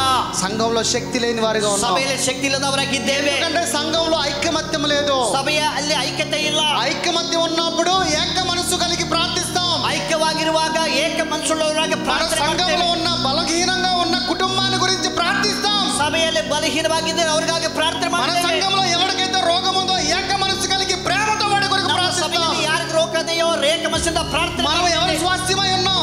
ನಾವು ವಿಶ್ವಾಸಿಗಳಾಗಿದ್ದೇವೆ. ఎవరి స్వాస్థ్యములో నుంచి వచ్చాం? ನಾವು ಯಾರ ಸ್ವಸ್ಥತೆಯಾಗಿದ್ದೇವೆ? యేసు స్వామిలో నుంచి వచ్చాం. ಯೇಸು ಸ್ವಾಮಿಯಿಂದ ಬಂದಿದ್ದೇವೆ. యేసు స్వామి చెప్తున్నాడు నెల నెల 12 కాపులు కాయను ಯೇಸು అన్నాడు. ಸ್ವಾಮಿ ಹೇಳ್ತಿದ್ರೆ ಪ್ರತಿ ತಿಂಗಳ 12 ಫಲ నువ్వు ಸಿಗುತ್ತೆ. ఆయన ఆకులు విధేయుడిగా ఉంటే నువ్వు చేసే ప్రార్థన వాడి జీవితంలో ನೀವು ಆತನ ಎಲೆಗಳಾಗಿರುವಾಗ ನಿಮ್ಮ ಜೀವನದಲ್ಲಿ ಪ್ರಾರ್ಥನೆ ಮಾಡುವಾಗ చేసే ప్రార్థన వాడికి విడుదల, ನಿಮ್ಮ ಪ್ರಾರ್ಥನೆಯಿಂದ ಅವರಿಗೆ ಬಿಡುಗಡೆ. మీరందరూ యేసయ్యలే, ನೀವೆಲ್ಲ ಯೇಸು ಮಕ್ಕಳಾಗಿದ್ದೀರಿ. మీరు ఆడ మగాని మనకే గ్యాప్ ఇక్కడ. ನಾವು ಹೆಣ್ಣು ಗಂಡಂದಾಗ ನಮಗೆ ವ್ಯತ್ಯಾಸ ಅಷ್ಟೇ. దేవుడి దగ్గర మనమందరము ఒకటే మనుషులము. ದೇವರ ಬಳಿಗೆ ನಾವೆಲ್ಲರೂ ಒಂದಾಗಿದ್ದೇವೆ. మగ అనేది నీ కంటి దృష్టికి మాత్రమే, ನಮ್ಮ ಕಣ್ಣಿನ ದೃಷ್ಟಿಯಲ್ಲಿ ಗಂಡು ಹೆಣ್ಣಾಗಿದ್ದೇವೆ. కానీ దేవుని దృష్టికి, ಆದ್ರೆ ದೇವ್ರ ದೃಷ್ಟಿಗೆ ఒకే ఆత్మ. ನಾವು ಒಂದೇ ಆತ್ಮ. మరి ఒకే ఆత్మ కలిగిన వారు మనం ఎలా ఎందుకు విడివిడిగా జీవిస్తున్నాం? ಒಂದೇ ಆತ್ಮ ಉಳ್ಳವರಾಗಿ ಬಿಡಿಬಿಡಿಯಾಗಿ ಯಾಕೆ ಜೀವಿಸ್ತಾ ఎందుకు ಇದ್ದೀವಿ? మన మధ్యలో కలహము, భేదము, కొట్లాట? ಯಾಕೆ ನಮ್ಮದಲ್ಲಿ ಕಲಹಗಳು, ಭೇದಗಳು, సంఘము ప్రభు మనసును అర్థం చేసుకోవాలి. ಸಭೆಯು ಕರ್ತನ ಮನಸ್ಸನ್ನು ಅರ್ಥ ಮಾಡಿಕೊಂಡಿಲ್ಲ. నిజముగా నువ్వు ప్రభు మనసును అర్థం చేసుకుంటే అది నిజమైన ఈ రోజు జరుపుకునే ఈ యొక్క ఏమంటుందండి యానివర్సరీ. ನೀವು ಸಭೆಯಾಗಿ ಏಕಾಗಿರುವಾಗನೇ ನಾವು ಸಭೆಯ ವಾರ್ಷಿಕೋತ್ಸವ ಮಾಡಲಿಕ್ಕೆ ಸಾಧ್ಯ.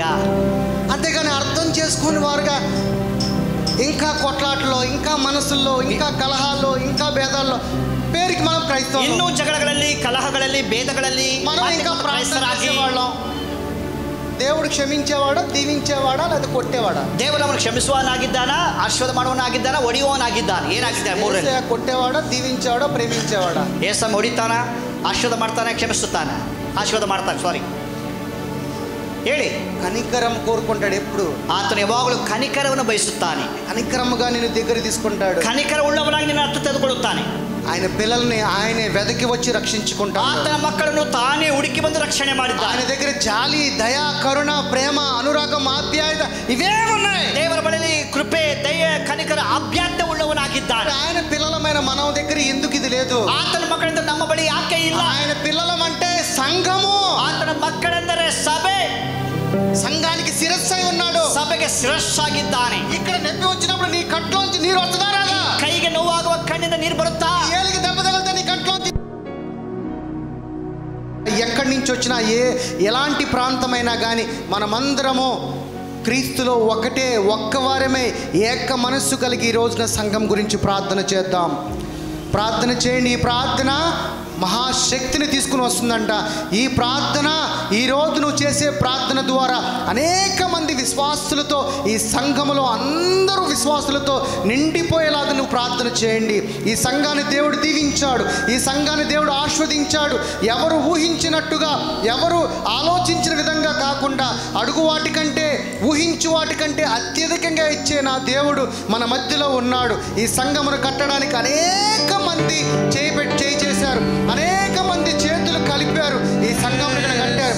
ఈ సంఘము బలపడటానికి అనేక మంది విశ్వాసుల ప్రార్థనలు, అనేక మంది యొక్క ప్రార్థనల ద్వారా దేవుడు ఇంతటి మంచి యొక్క సంఘము కొరకు ఇచ్చిన బిల్డింగ్ను బట్టి కూడా నేను వందనాలు చెల్లిస్తున్నాం. ప్రభువా, పరిశుద్ధుడా, పరిశుద్ధుడా, పరిశుద్ధుడా, సర్వోన్నతుడా, సర్వశక్తిమంతుడా, సర్వాధికారి కలిగిన మా తండ్రి నాయన, నీకు వందనాలయ్యా.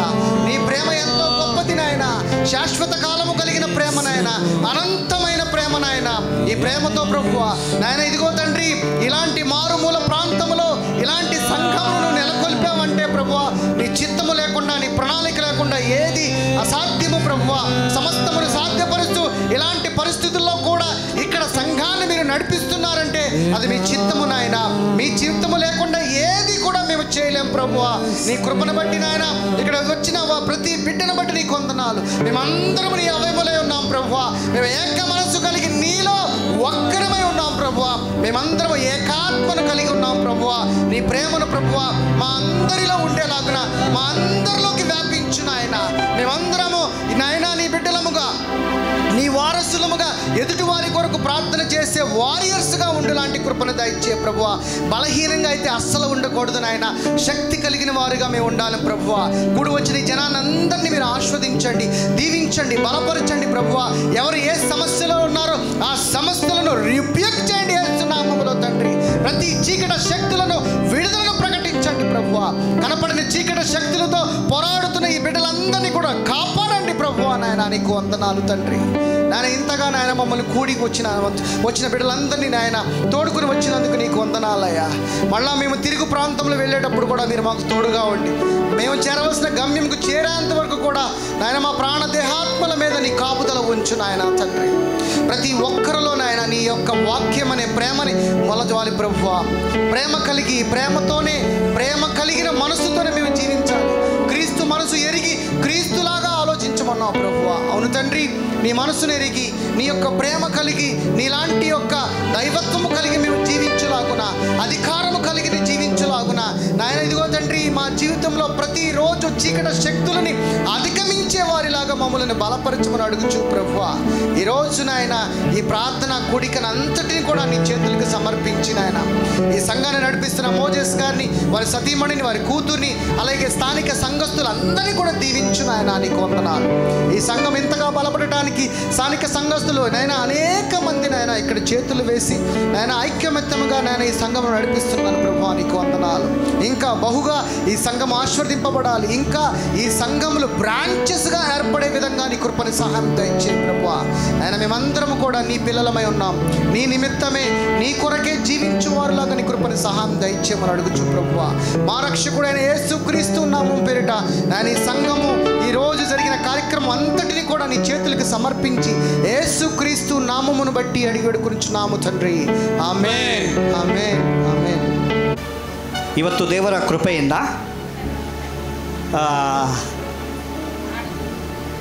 ಪ್ರಕಾಶ್ ಹಾಗೂ ರತ್ನಾಗೆ ದೇವರು ಅನುಗ್ರಹ ಮಾಡಿ ಎರಡನೇ ಸಂತಾನ, ಮೊದಲನೇ ಸಂತಾನ ಎಬಿನೇಜರ್ ಗಂಡು ಮಗು, ಎರಡನೇ ಸಂತಾನ ಅದರ ಸಂದರ್ಭವಾಗಿ ಇವತ್ತು ನಮಗೆ ಈ ಸ್ಟೇಜ್ ಕಾರ್ಯಕ್ರಮ ಇರೋದರಿಂದ ಅವರು ಪ್ರೀತಿಯಿಂದ ಮುಂದಕ್ಕೆ ಬಂದಿದ್ದಾರೆ. ಮಗುವನ್ನು ಅಯ್ಯ ಕೈಗೆ ಕೊಡ್ರಿ, ಅಯ್ಯ ಕೈ ಕೊಡುವಾಗ ಕೊಡ್ರಿ. ಆಮೇಲೆ ಇನ್ನೊಂದು ಇಸ್ಕೊಡಿ, ಇಸ್ಕೊಡ್ರಿ ಇಲ್ಲ ಅಡ್ಡಂಗ. సరే సారీ, నేను కొద్దిగా అప్పుడు యారికాದರೂ నిಮಗೆ అబ్జెక్షన్ ಇದೆయా? ఇక్కడ చర్చిలో పేరు పెట్టడానికి మీకు ఎవరికైనా అబ్జెక్షన్ ఉందా? హలో, ఇంగ్లీష్లో ಹೇಳಾ? Do you have any objection regarding this name dedication? No. అబ్బా ఇవ్వను అంటారా? Thank you. పరిశుద్ధుడా, పరలోకమందున్న మా తండ్రి నాయన మీకు వందనాలు ప్రభువా. ఆయన ఈ జంటకి ప్రభువా తండ్రి ప్రకాష్ తండ్రి వారికి నీవు ఇచ్చిన ఈ కుమార్తెని బట్టి మీకు వందనాలయ్యా. ఇది ఇచ్చారు ప్రభువా, ఆల్రెడీ ఒక మగ బిడ్డని ఇచ్చారు, మరి ఒక బిడ్డని ప్రభువా తండ్రి ఈ కుమార్తెని మీరు ఇచ్చున్నారు తండ్రి. ఈ ఇచ్చిన బహుమానము ఆయన ఈ బహుమానాన్ని మళ్ళీ తిరిగి మీకే ఇచ్చేలాగున, డెడికేషన్ చేయలాగున, నీ నామంలో నాయన డెడికేషన్ చేయబడలాగా నీ కృపనిచ్చినందుకు, వారికి అలాంటి మనసునిచ్చినందుకు కూడా నీకు వందనాలు ప్రభువా. నాయన ఈ యొక్క బిడ్డని ప్రభువా ఆరాధ్యగా నాయన తండ్రి నాయన నామకరణం చేస్తున్నాం ప్రభువా. నాయన ఈ బిడ్డ నిన్ను ఆరాధించే విధంగా, ఒక ఆరాధికురాలుగా అయ్యే విధంగా ఈ బిడ్డను మీరు దీవించండి, ఆస్వాదించండి ప్రభువా. ఈ కుటుంబాన్ని కూడా మీరు దీవించి ఆస్వాదించి వారి కుటుంబీకులను, వారి తల్లిదండ్రులను, అత్తమామలను అందరినీ కూడా మీరు ఆస్వాదించి బలపరచమని అడుగుచు ప్రభువా. ఈ కుమార్తె నీ నామమై నాయన, నీ కుమార్తె నీ సన్నిధిలోనే పెరుగలాగున, లోకం వైపు నాయన ఈ బిడ్డ చూడకుండా, లోకంలో ఏ చీకటి కూడా ఈ బిడ్డ పైన పడకుండా, నీ వెలుగు నాయన ఈ బిడ్డ పైన ఎప్పుడు ఉండులాగున ఈ ఆరాధ్యను మీరు నాయన మీ కౌగిట్లో నాయన భద్రపరచమని, నీ రెక్కల కింద భద్రపరచమని, నీ నామముతో ఈ బిడ్డను మీరు ఆశీర్వదించమని అడుగుచు ప్రభువా. యేసుక్రీస్తు నామములో ఈ బిడ్డని ఆరాధ్యని నాయన నీకు సమర్పించి యేసయ్య నామమును బట్టి డెడికేషన్ చేస్తూ నాయన ఈ కుటుంబాన్ని కూడా నీ చేతులకే సమర్పించి యేసుక్రీస్తు నామమును బట్టి అడిగి వేడుకొంచున్నాము తండ్రి. ఆమేన్. ಗಟ್ಟಗೆಳ್ರತ್ಯ ಹೆಸರು ಆರಾಧ್ಯ. ಗುಡ್ ಫ್ರೈಡೆ ದಿನ, ಈಸ್ಟರ್ ದಿನ ಹುಟ್ಟಿದ್ದಾಳೆ ಅವಳು. ಹಾಸ್ಪಿಟಲ್ ಹಬ್ಬದ ದಿನ ಹುಟ್ಟಿದ್ದಾಳೆ, ಅದಕ್ಕೆ ಆರಾಧ್ಯ ಅಂತ ಇಟ್ಟಿದ್ದು. పాపాన్ని పోగొట్టి శాపాన్ని తొలగించి భూలోకం వచ్చావయ్యా, మానవుని రక్షించి పరలోకం ఇచ్చుట విలువను మోసావయ్యా. పాపాన్ని పోగొట్టి శాపాన్ని తొలగించి భూలోకం వచ్చావయ్యా, మానవుని రక్షించి పరలోకం ఇచ్చుటకు విలువను మోసావయ్యా. కన్నీరే తుడిచావయ్యా, సంతోషం తెచ్చావయ్యా. కన్నీరే తుడిచావయ్యా, సంతోషం తెచ్చావయ్యా.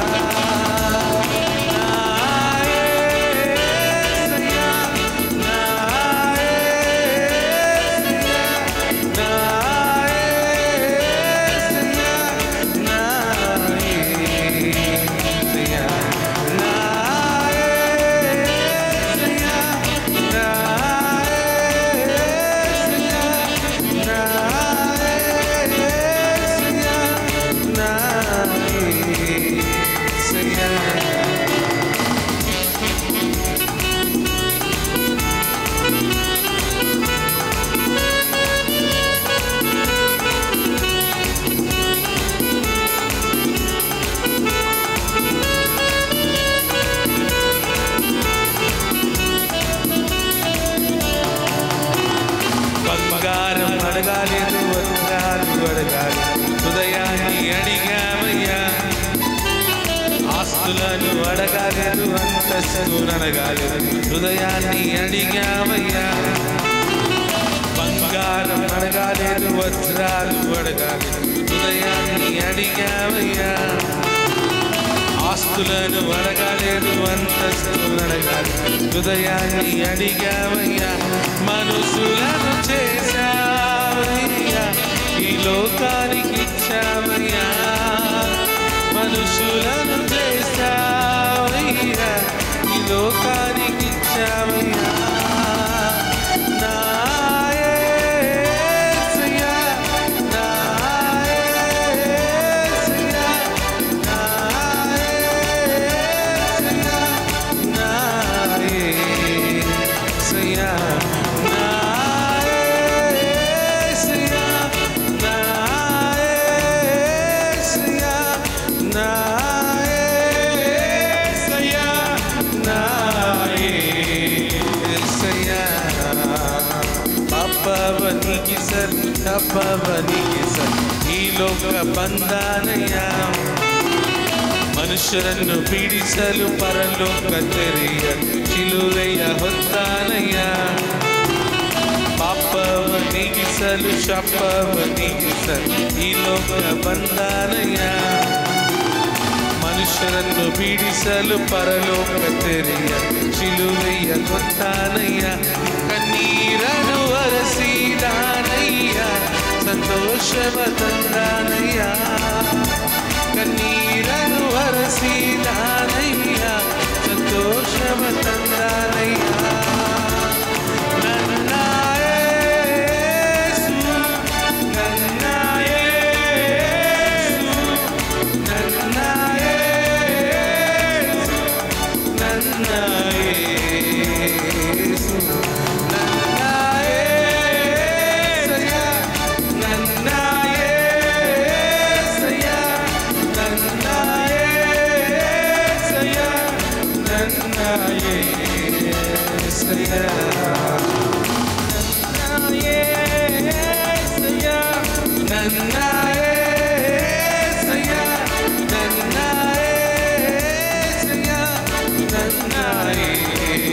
ಯೇಸಯ್ಯ, ನನ್ನ ಯೇಸಯ್ಯ, ನನ್ನ ಯೇಸಯ್ಯ, ನನ್ನ ಯೇಸಯ್ಯ, ನನ್ನ ಯೇಸಯ್ಯ, ನನ್ನ ಯೇಸಯ್ಯ.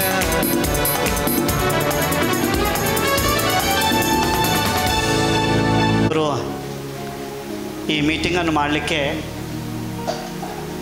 ಅಂದ್ಕೊಂಡಿದ್ದಿಲ್ಲ, ನಾವು ಪ್ಲ್ಯಾನ್ ಮಾಡಿದ್ದಿಲ್ಲ, ಯಾವುದೂ ಪ್ಲ್ಯಾನ್ ಇಲ್ಲ, ಯಾವುದೂ ಉದ್ದೇಶ ಇರಲಿಲ್ಲ. ನಾನು ಬೆಡ್ ಮೇಲೆ ಮಲಗಿದ್ದೆ. ಒಲಿವ ಬಂದು, ಡ್ಯಾಡಿ நாளைக்கு 13ஆம் தேதி வார்ஷிகோசம் இருக்குது, நீங்கள் பெட் ಮೇಲೆ இப்படி ಪಡ್ತು கிடக்குறீங்களே. ತಮಿಳಲ್ಲಿ ಅರ್ಥ ಆಗಿದವಲ್ಲ. 13ನೇ ತಾರೀಕಿಗೆ ವಾರ್ಷಿಕೋತ್ಸವ ಐತಿ, ನೀವು ನೋಡೋ ಬೆಡ್ ಮೇಲೆ ಮಲ್ಕೊಂಡಿರಲ್ಲ ಅಂತ ಪ್ರಶ್ನೆ ರೈಸ್ ಮಾಡಿದ್ಲು. ಅಲ್ಲಿ ಒಲಿವ ಹಾಗೂ ಪಾಸ್ಟಮರ್ ಇಬ್ಬರು ಜ್ಞಾಪಕ ಮಾಡಿದ್ರು. ನನಗೆ ಆ್ಯಕ್ಚುಲಿ ಇಷ್ಟ ಇರಲಿಲ್ಲ. ಫಸ್ಟ್ ಆಫ್ ಆಲ್ ಹಣ ಇರಲಿಲ್ಲ, ಆಮೇಲೆ ಟೈಮ್ ಇರಲಿಲ್ಲ, ಎರಡೂ ಇರಲಿಲ್ಲ. ಅಯ್ಯಾಗ ಫೋನ್ ಮಾಡಿದೆ, ಈ ಥರ ಇದೆ ಅಂದರೆ ಹೋಗ್ರಿ ಮಾಡಿರಿ ಅಂದರು. ಅವರೇನು ಹೋಗ್ರಿ ಮಾಡ್ರಿ ಅಂತ ನಮಗೆ ಸ್ವಲ್ಪ ಮುಜುಗರ ಜಾಸ್ತಿ, ಭಯ ಜಾಸ್ತಿ. ಏನಾದರೂ ಹಣ ಕಡಿಮೆ ಇದ್ರೆ ನಾನು ಕೇಳಿರಿ ಅಂದರು. ಹೆಂಗೆ ಕೇಳೋಕ್ಕಾಗುತ್ತೆ?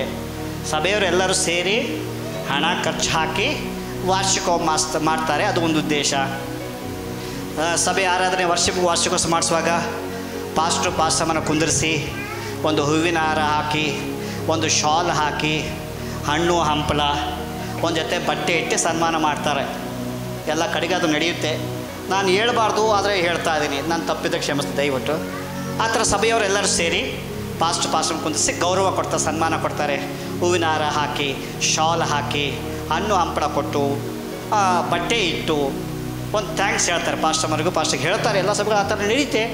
ನಮಗೆ ಆ ಪರಿಸ್ಥಿತಿ ಕಾಣಲಿಲ್ಲ. ಮತ್ತು ದೇವರು ಬರೋ ವರ್ಷ ಒಂದು ವೇಳೆ ಇದ್ದರೆ ಇರುತ್ತೇನೋ ಗೊತ್ತಿಲ್ಲ, ಅದಕ್ಕೂ ಆಮೇಲೆ ಹೇಳಲಿಲ್ಲ. ಒಂದು ವೇಳೆ ಬರೋ ವರ್ಷ ಇದ್ದರೆ ಇರುತ್ತೇನೋ ಗೊತ್ತಿಲ್ಲ. ದೇವರಿಗೆ ಸ್ತೋತ್ರ. ಕೋನ್ಸಾರದಿಂದ ಬಂದಿದ್ದೀರ, ಪ್ರಯಾಸ ಪಟ್ಟಿದ್ದೀರಾ. ನೆಲ್ಲೂಡಿಂದ ಪ್ರಯಾಸ ಪಟ್ಟಿದ್ದೀರಾ.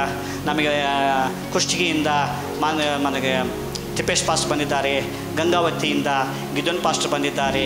ಮತ್ತು ನಮ್ಮ ತಿಪ್ಪೇಶ್ ಪಾಸ್ಟ್ರು, ರಾಂಬಾಬು ಪಾಸ್ಟವರು, ದಿಲೀಪ್ ಪಾಸ್ಟವರು, ಹಾಗೂ ಹುಬ್ಬಳ್ಳಿಯಿಂದ ರಾಯಲ್ ಬಾಬು ಅಯ್ಯವರು, ಹಾಗೂ ಫ್ರಾನ್ಸಿಸ್ ಅಯ್ಯವರು, ಅದಕ್ಕಿಂತಲೂ ಹೆಚ್ಚಾಗಿ ನಮ್ಮನ್ನು ಪ್ರೀತಿ ಮಾಡಿ ನಮ್ಮನ್ನು ಸದಾಕಾಲ ಬಲಪಡಿಸುವಂಥ ನಮ್ಮ ಅಯ್ಯವರು, ನೀವು ಮತ್ತು ಸಭೆಯವರು, ವಿಶ್ವಾಸಿಗಳು, ಬಂಧುಗಳು ಎಲ್ಲರೂ ಬಂದಿದ್ದೀರಿ.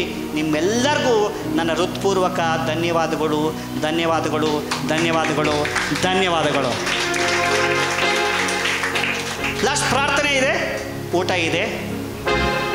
ಒಂದು ವಿಸ್ಮಯ, ಒಂದು ಆಶ್ಚರ್ಯ ಏನಂದರೆ, ನಿನ್ನೆ ಮೊಟ್ಟೆ ತರಕ್ಕೆ ಹೋದೆ. అయ్యా ಕೇಳಿದ್ರು, మొಟ್ಟೆ గుడ్డెందుకు వేస్తావు, చికెన్ వేయమన్నారు. అయ్యగారు అన్నారు 6,000 2,000 బ్యానర్ అయిపోయింది, 2,000 రేషన్ అయిపోయింది, 1,000 గుడ్డ అయిపోయింది, 1,000 ఆటోకి ఇవ్వాలి, అంతే బడ్జెట్ ఉంది. అది కాక పోయిన సంవత్సరం చర్చ్ డెడికేషన్ సేమ్ ఫుడ్. నేనేమన్నాను, అయ్యా అన్నారు, నాకు కొంచెం స్టెప్ వెనకేసాను, నాకు రాంగ్ అయ్యేది కాదు. అయ్యా తీసుకోమన్నారు, చికెన్ తీసుకోమన్నారు, నేనే ఒప్పుకోలే, సర్లే కాని అంటే. ఓకే, ఏదైనా బాగా జరిగింది. అయ్యగారు కేకు తెచ్చి, ఇవన్నీ నేను ఆలోచన చేయలేదు, కేకు సెలబ్రేషన్స్ ఇవన్నీ నాకు మైండ్లో ఉండలేదు, కానీ అయ్యగారు చేశారు. అయ్యగారు ప్రేమ పెట్టి ప్రభుకి స్తోత్రము, దేవునికి మహిమ కలుగును గాక. అయ్యగారితో మనం అందరూ చేరి మంచి సేవ చేద్దాం. అయ్యో దేవుడా, ఇద్దరే అన్నారు కదా ఆమె, నేను యాక్చువల్గా అసలు ఈరోజు ప్రేయర్ ఉంటుందో లేదో కూడా మనకు తెలియదు. సడన్గా ఫోన్ చేసి, నేను బెంగళూరులో ఉన్నాను, మీ పాస్టర్ ఫోన్ చేసి ఇలాగా సంవత్సరం యానివర్సరీ అని చెప్పారు, జ్ఞాపకార్థ గుడి కూడా పెట్టుకుందాం యానివర్సరీ అని. నేను బెంగళూరులో ఉన్నా, నేను వేరే టెన్షన్లో ఉన్నా యాక్చువల్గా. సరే పెట్టండి అయ్యా, దాన్ని ఉంది చేసేద్దామన్నాను. యాక్చువల్గా ఈరోజు మా అబ్బాయి పుట్టినరోజు. స్కూల్లో చిన్న సెలబ్రేషన్ ఉంటుంది, సాయంత్రం కూడా సెలబ్రేషన్ ఉంటుంది కంపల్సరీగా. సో మా మిస్సెస్ ఫస్ట్ ఈయన ఫోన్ చేయగా నేను ఏమన్నా అంటే, సరే హోమ్ మినిస్టర్ కదా, ఎంతైనా హోమ్ మినిస్టర్ పర్మిషన్ తీసుకోవాలి కదా. ఆవిడకి ఫోన్ చేశా, అరే బాబు ఇట్లా ఉంది మరి పరిస్థితి ఏంటి అని అంటే, తను డిసప్పాయింట్ అయింది. ప్రతిసారి వెళ్తూ ఉంటారు కదా, ఈసారి ఫ్యామిలీతో గడపండి అని. నేను అన్నాను, ఫ్యామిలీ కన్నా గొప్పది ఈ ఫ్యామిలీ. హల్లెలూయా. సో ఒక పని చేద్దాం, మార్నింగ్ సెక్షన్ నువ్వు చూసుకో, ఈవినింగ్ సెక్షన్ నేను చూసుకుంటాను. మా ఇంట్లో పిల్లలు ఎక్కువ అండి, అంతా ఒక చిన్న మినీ హాస్టల్ ఉంటుంది మా ఇంట్లో. అందరూ అన్నదమ్ముల పిల్లలు అందరం కలిసి ఉంటారు మా దగ్గర. ప్రతి నెల ఒక బర్త్డే ఉండనే ఉంటుంది మా ఇంట్లో, ప్రతి నెల. సో ఏదో ఒక చిన్న సెలబ్రేషన్ జరుగుతూనే ఉంటుంది. ఒకటి చేస్తే ఇంకోటి చేయకపోతే వాడి మనసు, వాడి గిఫ్ట్ ఇచ్చి వీడికి ఇవ్వలేదంటే, వీడికి ఇచ్చి వాడికి ఇవ్వలేదంటే, వాడికి బట్టలు వేసి. సో కంపల్సరీగా బట్టలు తీయాల్సిందే, సెలబ్రేషన్ చేయాల్సిందే, ఇంట్లో చిన్న ప్రార్థన పెట్టుకోవాల్సిందే. సో ఇలాగా ఈయన మళ్ళీ ఫోన్ చేస్తున్నారు, చేయలే నాకు. సరే ఓకే మీరు మాట్లాడండి అన్న, వద్దు అనుకున్నా. మళ్ళీ ఫోన్ చేసి, అయ్యా వద్దులే, క్యాన్సిల్ చేసేస్తాను వద్దులే అన్నాడు. నేను అప్పటికే మెంటల్గా ప్రిపేర్ అయిపోయా. ఇదేంటయ్యా, నేను ప్రిపేర్ కూడా అయిపోయాను, వద్దు చేయండి సంఘం, యానివర్సరీ అంటే కంపల్సరీగా చేయాలని చెప్పాను. ఎస్, యానివర్సరీ అంటే కంపల్సరీగా చేయాల్సిందే. సో మళ్ళీ ఫోన్ చేసి నెక్స్ట్ డే మార్నింగ్, నేను యాక్చువల్గా నేను చేయకూడదు అనుకున్నా మీకు ఫోన్, మీ దగ్గర నుంచి వస్తుందా రాదా అని ఎదురు చూస్తున్నా ఫోన్. తర్వాత ఫోన్ చేసి, అయ్యా ఓకే గో హెడ్ వెళ్దాం చేద్దాం అన్నప్పుడు, దెన్ ఈ కార్యక్రమం అంతా జరగడానికి కార్యక్రమం అయితే, నిజంగా మీరు అన్నట్లుగా సంఘస్థులందరూ చేరి మిమ్మల్ని అలాగే పాస్టర్ గారిని నిజంగా సత్కరించాలి. ఇది నిజంగా నా మైండ్లోకి రాలా. సారీ, పర్వాలేదు, నో ప్రాబ్లం. సో ఈ సంఘం తరపు నుంచి నేను 10,000 రూపీస్ ఇస్తా. నెక్స్ట్ వీక్ కల్లా మీరు ఒక జత బట్టలు, అమ్మగారు ఒక మంచి చీర కొనుక్కొని ఈ సంఘంలో కనపడాలి. ఓకే, గట్టిగా చెప్పట్లు. Thank you. నిజంగా ఆశించలేదు, అయినా దేవునికి స్తోత్రం. అంతే చేయాలని ఒక తెలియకపోతే చెప్పాలి కదా, నెక్స్ట్ ఇయర్ అయినా అట్లీస్ట్ మీరు ఫాలోఅప్ చేస్తారని ఉద్దేశం, ఇంకేం లేదు. దేవునికి స్తోత్రం, ప్రభుకి స్తోత్రం. 10,000 వచ్చింది, దేవునికి స్తోత్రం. హల్లెలూయా. ఊహించలేదు. సరే, మన జాయ్ది బర్త్డే ఉంది, ప్రే చేసి అంత్యాశ్రమం ఇచ్చేసి ముగించుకుందాము. తిప్పేష్ పాస్టర్ గారు వస్తారు, జాయ్ బ్రదర్ కొరకు, పాప కొరకు ప్రార్థన చేస్తారు. తిప్పేష్ పాస్టర్ గారు, జాయ్ తమది బర్త్డే ఉంది ఈరోజు. అయ్యా చాలా థ్యాంక్ యూ, మీరు అన్నీ పక్కన పెట్టి, ఫ్యామిలీ కూడా పక్కన పెట్టి, అంతా మీరు పక్కన పెట్టేసి మా కోసం వచ్చారు. అందుకే మీరంటే లవ్ నాకు ఎక్కువ ఇష్టం. ಜಾಯ್ ಪ್ರಾರ್ಥನೆ ಮಾಡೋಣ. ಪ್ರಿಯ ಪ್ರಸಾದ್ ಅಯ್ಯನವರ ಮಗ ಜಾಯ್ ಅವರ ಈ ದಿನ ಹುಟ್ಟಿದ ದಿನ, ಬರ್ತ್ಡೇ ಆಗಿದೆ. ನಾವೆಲ್ಲರೂ ಸೇರಿ ಒಂದು ನಿಮಿಷ ನಾವು ಪ್ರಾರ್ಥನೆ ಮಾಡೋಣ. ಆ ಮಗನನ್ನು ದೇವರು ಇಷ್ಟು ವರ್ಷಗಳ ಕಾಲ ಕಾದು ಕಾಪಾಡಿ ತನ್ನ ರೆಕ್ಕೆ ಮೊರೆಯಲ್ಲಿ ಆಶ್ರಯ ಮಾಡಿಕೊಂಡು ಕಣ್ಣಿನ ಗುಡ್ಡಿಯ ಪಾದದಲ್ಲಿ ರಕ್ಷಿಸಿ ಆ ಮಗನನ್ನು ಈ ದಿನ ಕರ್ತನ ಸಮ್ಮುಖದಲ್ಲಿ ಪ್ರಾರ್ಥನೆ ಮಾಡುವುದರ ಮೂಲಕವಾಗಿ ಹುಟ್ಟುಹಬ್ಬವನ್ನು ನೆನಪು ಮಾಡಿಕೊಳ್ಳುವಂಥ ಕೃಪೆಯನ್ನು ದೇವರು ಕೊಟ್ಟಿದ್ದಾರೆ. ನಮ್ಮನ್ನು ಬಹಳವಾಗಿ ಪ್ರೀತಿ ಮಾಡುವ ಪರಲೋಕದ ತಂದೆಯಾದ ದೇವರೇ, ನಿಮಗೆ ಸ್ತೋತ್ರ. ಜ್ಞಾನೋಕ್ತಿಗಳಲ್ಲಿ ನಿನ್ನ ವಾಕ್ಯ ಹೇಳ್ತದೆ, ನನ್ನಿಂದ ನಿನ್ನ ದಿನಗಳು ಹೆಚ್ಚುವವು ಎಂಬುದಾಗಿ. ಪ್ರಿಯ ಜಾಯ್, ಕರ್ತನೆ, ನಿನ್ನಿಂದ ಅಪ್ಪ ನಿನ್ನ ಆಯುಷ್ಯು, ನಿನ್ನ ದಿನಗಳು ಆರೋಗ್ಯದಿಂದ ಆ ಮಗನಿಗೆ ನಿನ್ನ ಅಪ್ಪ ದಿನಗಳನ್ನು, ವರ್ಷಗಳನ್ನು ಹೆಚ್ಚಿಸುವ ದೇವರು ನೀನಾಗಿದೆಯಪ್ಪ. ದೇವರೇ, ನೀನು ಆರೋಗ್ಯ ಕೊಳ್ಳಿಲ್ಲ, ನೀವು ಆಯುಷ್ ಕೊಳ್ಳಿಲ್ಲ ಅಂದರೆ ಯಾರಿಂದನೂ ಆಗೋದಿಲ್ಲಪ್ಪ. ಕರ್ತನೆ, ಆ ಮಗನನ್ನು ದೇವರೇ ನೀನು ಆಶೀರ್ವಾದ ಮಾಡಿದ್ದೀರಿ. ಕರ್ತನೆ, ಆ ಮಗನನ್ನು ಗರ್ಭದಲ್ಲೇ ದೇವರೇ ನೀನು ರೂಪಿಸಿ ಕರ್ತನೆ ಕಂಡುಕೊಂಡು ಪ್ರಿಯ ಕರ್ತನೆ ಸ್ತೋತ್ರ, ದೇವರ ಸೇವಕರಿಗೆ ಪ್ರೀತಿ ಮಾಡಿ ಆ ಜಾಯ್ ಎಂಬ ಆಶೀರ್ವಾದವುಳ್ಳ ಮಗನನ್ನು ಕೊಟ್ಟಿದ್ದಕ್ಕಾಗಿ ನಿಮಗೆ ಸ್ತೋತ್ರ. ಆ ಮಗನ ವಿಷಯದಲ್ಲಿ ಪ್ರಾರ್ಥನೆ ಮಾಡ್ತಾ ಇದ್ದೇನೆ. ಯಾವಾಗಲೂ ಜಾಯಾಗಿ ಸಂತೋಷವಾಗಿ ಕರ್ತನೆ ಅನೇಕರ ಮುಂದೆ ಸಾಕ್ಷಿಯಾಗಿ ನಿಲ್ಲುವಂತೆ ಸಹಾಯ ಮಾಡಿರಿ. ಕರ್ತನೆ, ಆ ಮಗನಿಗೆ ಇನ್ನೂ ಆಯುಷ ಆರೋಗ್ಯವನ್ನು ಕೊಡ್ರಿ, ಜ್ಞಾನ ಕೊಡ್ರಿ, ಆತ್ಮೀಯ ಜೀವಿತ ಕೊಡ್ರಿ. ಕರ್ತನಿಗೆ ಸಾಕ್ಷಿಗಳಾಗಿ ದೇವರೇ ಜೀವಿಸುವಂತೆ, ನಡೆಯುವಂತೆ ನೀವು ಕೃಪೆ ತೋರಿಸಬೇಕಾಗಿ ನಾನು ಪ್ರಾರ್ಥನೆ ಮಾಡ್ತಾ ಇದ್ದೀನಪ್ಪ. ಅದ್ಭುತಗಳನ್ನು ಮಾಡ್ರಿ. ಕರ್ತನೆ, ಆ ಮಗನು ಅನೇಕರಿಗೆ ಆಶೀರ್ವಾದ ಉಳ್ಳ ಮಗನಾಗಿ, ಜಾಯ್ ಅನೇಕರಿಗೆ ಸಂತೋಷ ಕೊಡುವಂಥ ಮಗನಾಗಿ ಬೆಳೆಯುವಂತೆ ನೀನು ಸಹಾಯ ಮಾಡ್ರಿ, ಅದ್ಭುತ ಮಾಡ್ರಿ. ಕರ್ತನೆ, ಅವರ ತಂದೆ ತಾಯಿಗಳು ಅವರ ಸೇವೆಯನ್ನು, ಕರ್ತನೆ ಅವರ ಎಲ್ಲ ಕಾರ್ಯಗಳನ್ನು ದೇವರೇ ನೀವು ಆಶೀರ್ವಾದ ಮಾಡಿ ಅಭಿವೃದ್ಧಿಗೊಳಿಸಬೇಕಾಗಿ ನಾನು ಪ್ರಾರ್ಥನೆ ಮಾಡ್ತಾ ಇದ್ದೀನಿ. ದೇವರೇ, ಬರೋ ದಿನಮಾನದಲ್ಲಿ ಆ ಮಗನ ಸೇವೆಗೆ ಒಂದು ಆಶೀರ್ವಾದವುಳ್ಳ ಮಗನಾಗಿ ಬೆಳೆಯುವಂತೆ, ನಿನ್ನ ಚಿತ್ತಾನುಸಾರವಾಗಿ ಜೀವಿಸುವಂತೆ ಕರ್ತನೆ ನಿನ್ನ ಪರಲೋಕದ ಸೌಭಾಗ್ಯದಿಂದ ಆ ಮಗನನ್ನು ತುಂಬಿಸ್ರಿ. ಇನ್ನು ಅನೇಕ ವರ್ಷಗಳು ಕರ್ತನ ಸಮ್ಮುಖದಲ್ಲಿ ಕರ್ತನೆ ಹುಟ್ಟು ಹಬ್ಬವನ್ನು ನೆನಪು ಮಾಡಿಕೊಳ್ಳುವಂತೆ, ಆಚರಿಸಿಕೊಳ್ಳುವಂತೆ ನೀವು ಸಹಾಯ ಮಾಡಬೇಕಾಗಿ ನಿಮ್ಮಲ್ಲಿ ಮೊರೆ ಇಡ್ತಾ ಇದ್ದೇನೆ, ಬೇಡ್ತಾ ಇದ್ದೇನೆ ಸ್ವಾಮಿ.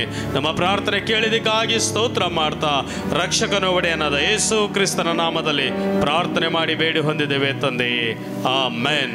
Price the lord.